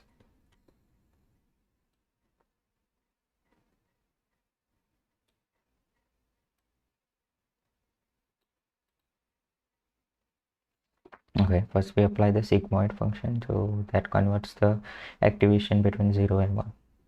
Okay, now that we have got the activation between 0 and 1, we are trying to predict. So the activation might contain this kind of column where these are the prediction for all the different labels. This might be for the first label, for the second label. So now we are correct. So after applying the C point, this is what we get, a value between 0 and 1. After that, we are checking the condition if this input is greater than threshold. So we are providing threshold value as 0.5. So this value is greater than 0.y, almost greater than 0.5. This value is not. Suppose there was another value, let's say 0.7. So this value is also not greater than 0.5. This value is 0.5. So for this, if we get an array and list like something like this, for wherever the value is greater than the threshold, we will have true in that place. This is what this condition will give us back. So it will be a list of different bools, true, true, false, false, and we will check that against target.bool. And the target basically contains 0 because it is one hot encoded. It contains something like this: 1 1 0. 0 represents that the image doesn't contain that label. So, and this, when we apply the dot bool function, it will convert 0 to false and 1 to true. So we will compare that list to this list, and we will get another set of list containing trues and false, and then we apply the float to convert that true or false into 1 or zeros, and we calculate the mean. That will give us, basically it will give us the accuracy for the multi-label. So yeah, that's it for the multi-label accuracy. Let's read on. If we pass accuracy multi directly as a metric, it will use the default value for threshold, which is 0.5. So 0.5 is a default value. We might want to adjust that default and create a new version of accuracy multi that has a different value. 12th is, there is a function in Python called partial. It allows us to find a function with some arguments, keyword argument, making a new version of that function that whenever it is called always include those arguments. For instance, here is simple. We don't need to check this. It's basically what basically explains how partial works in Python. So it is something related to Python to understand what it means. So we'll create a partial of this accuracy multifunction that we just created, and for that we have threshold of 0.5 as the default, but for this partial we'll select threshold of 0.2 as the default. And now whenever this matrix whenever this accuracy multi is called, it will use 0.2 as the default value inside our learner. So let's get the learner.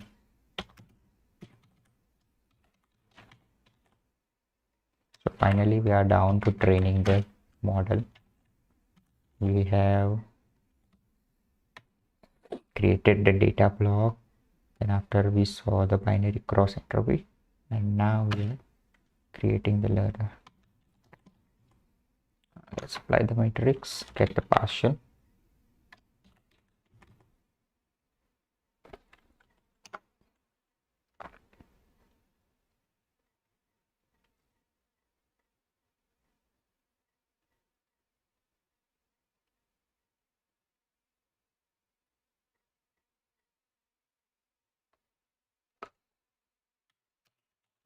Trace value is equal to 0.2.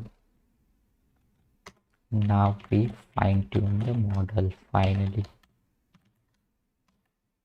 fine tune it for 3 epochs, and we get the base learning rate as 3 e raised to minus 3,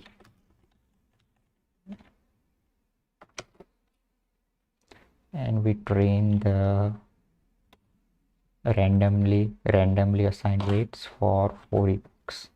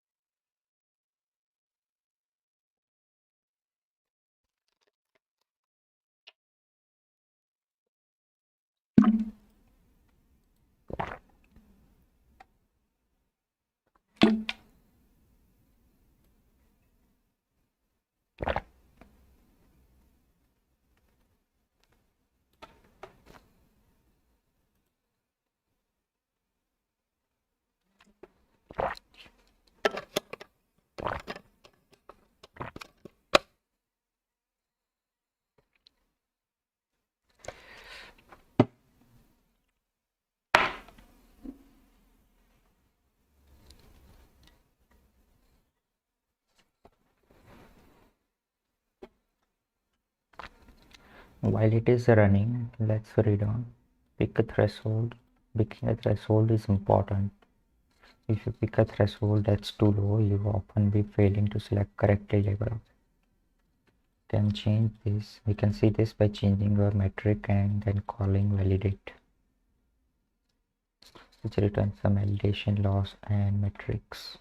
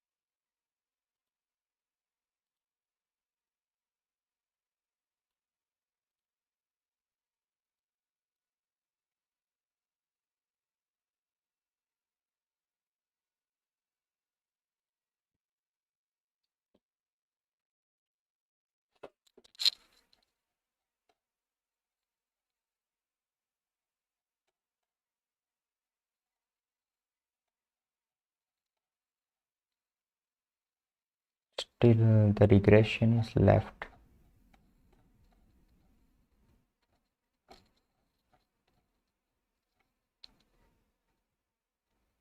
There's so much to review in this notebook.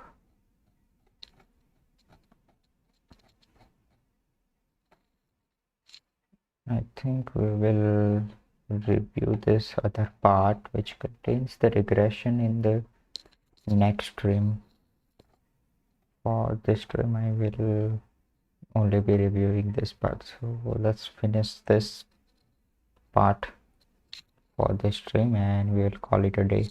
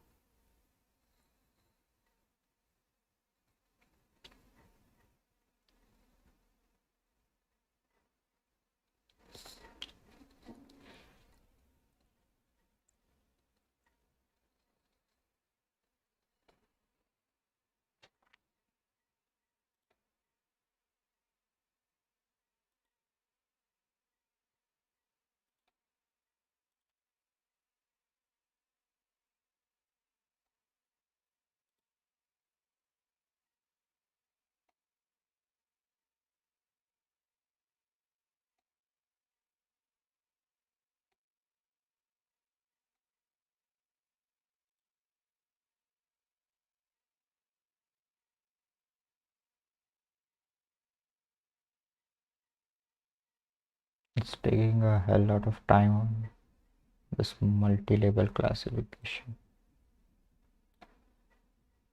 You're not even done with a single epoch yet.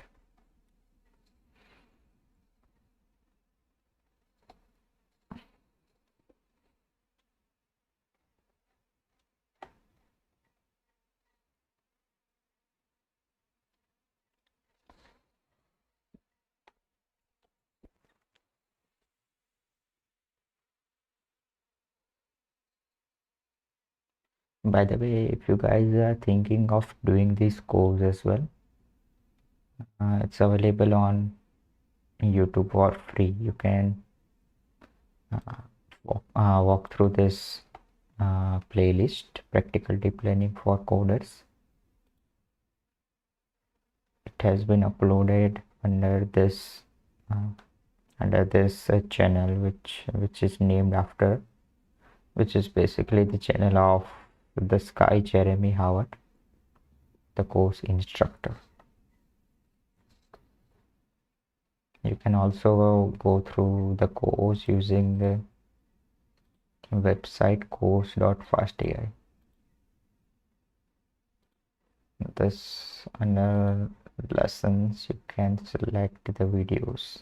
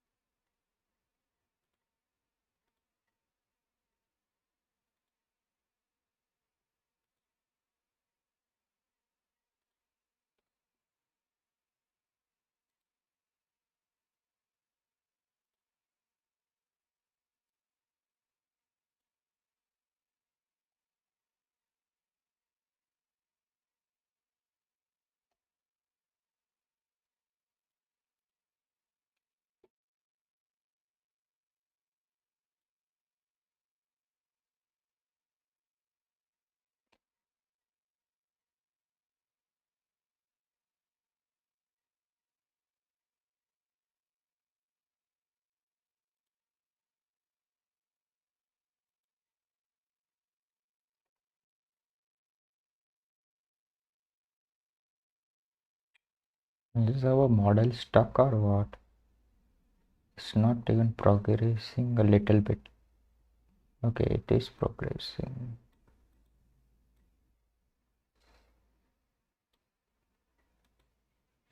It is still not done with the first epoch.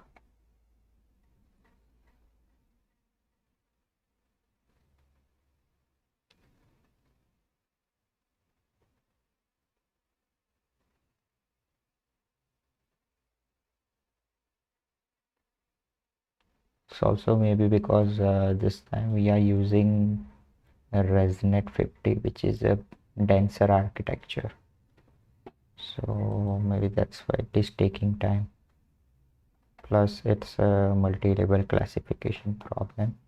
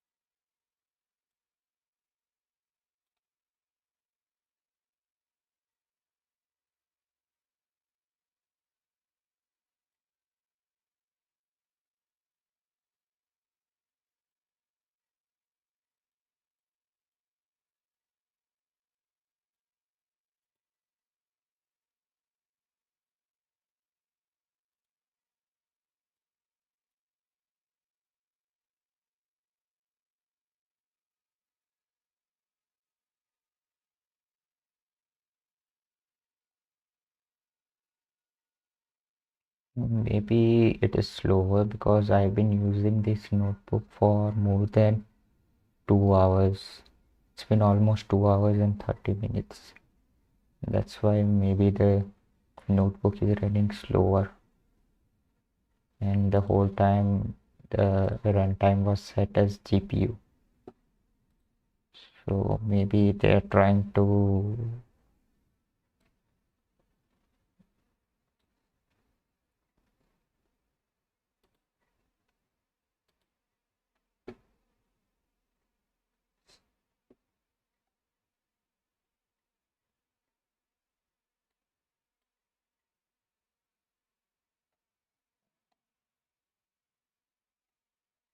I guess we don't need to run this code. Let's go through this notebook directly because we have given the outputs over here as well. So let's start reading from this point. It is saying that picking a threshold is important. Yeah, all right. So if we change the threshold to 0.1, previously we selected 0.2. If we select 0.1 and call learn validate, then we get 0.104 and 0.93, which is validation loss and metrics. Previously we were getting 0.104 and 0.95 accuracy, and when we selected 0.1, then the accuracy of the model, there was no significant, I mean the accuracy got 1 point lesser. And if you take a threshold that's too high, like 0.99, so we get a model which is 94% accurate.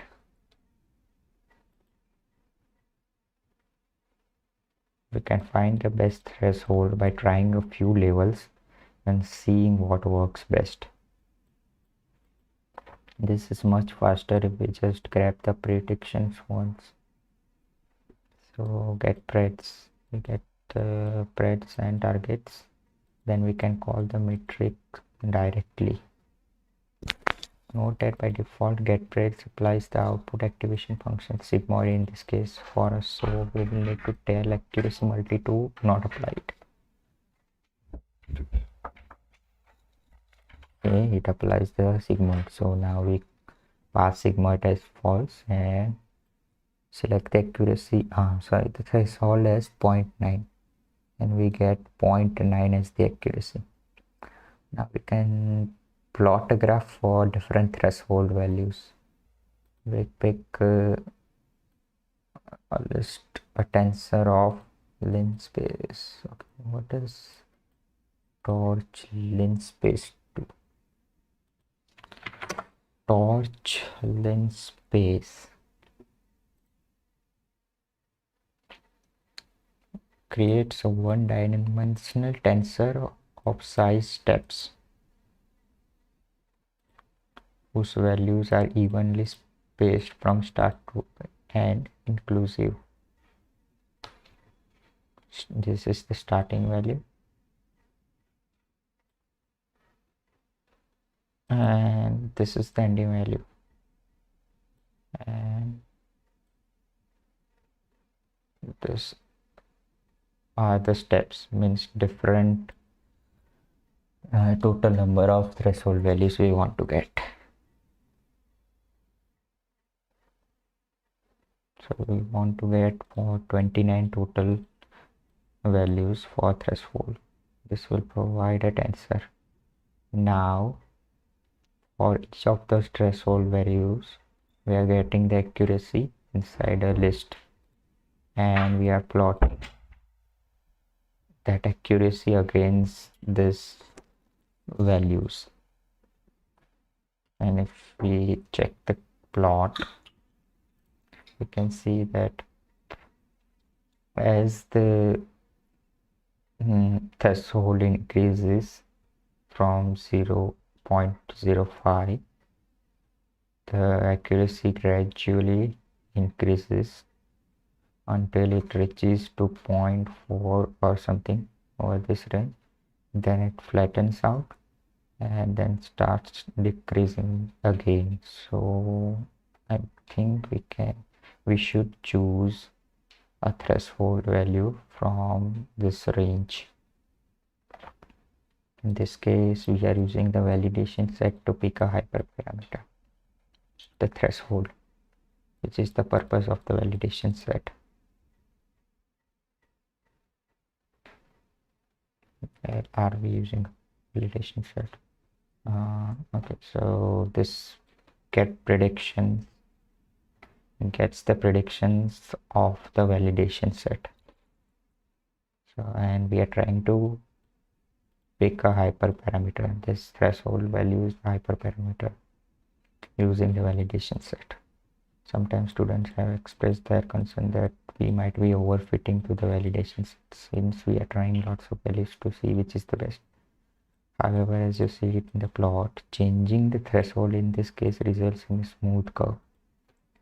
So we are clearly not picking some inappropriate outlier. This is a good example of where you have to be careful of the difference between theory and practice. Basically, don't write lots of hyperparameter value or you might overfit the validation set.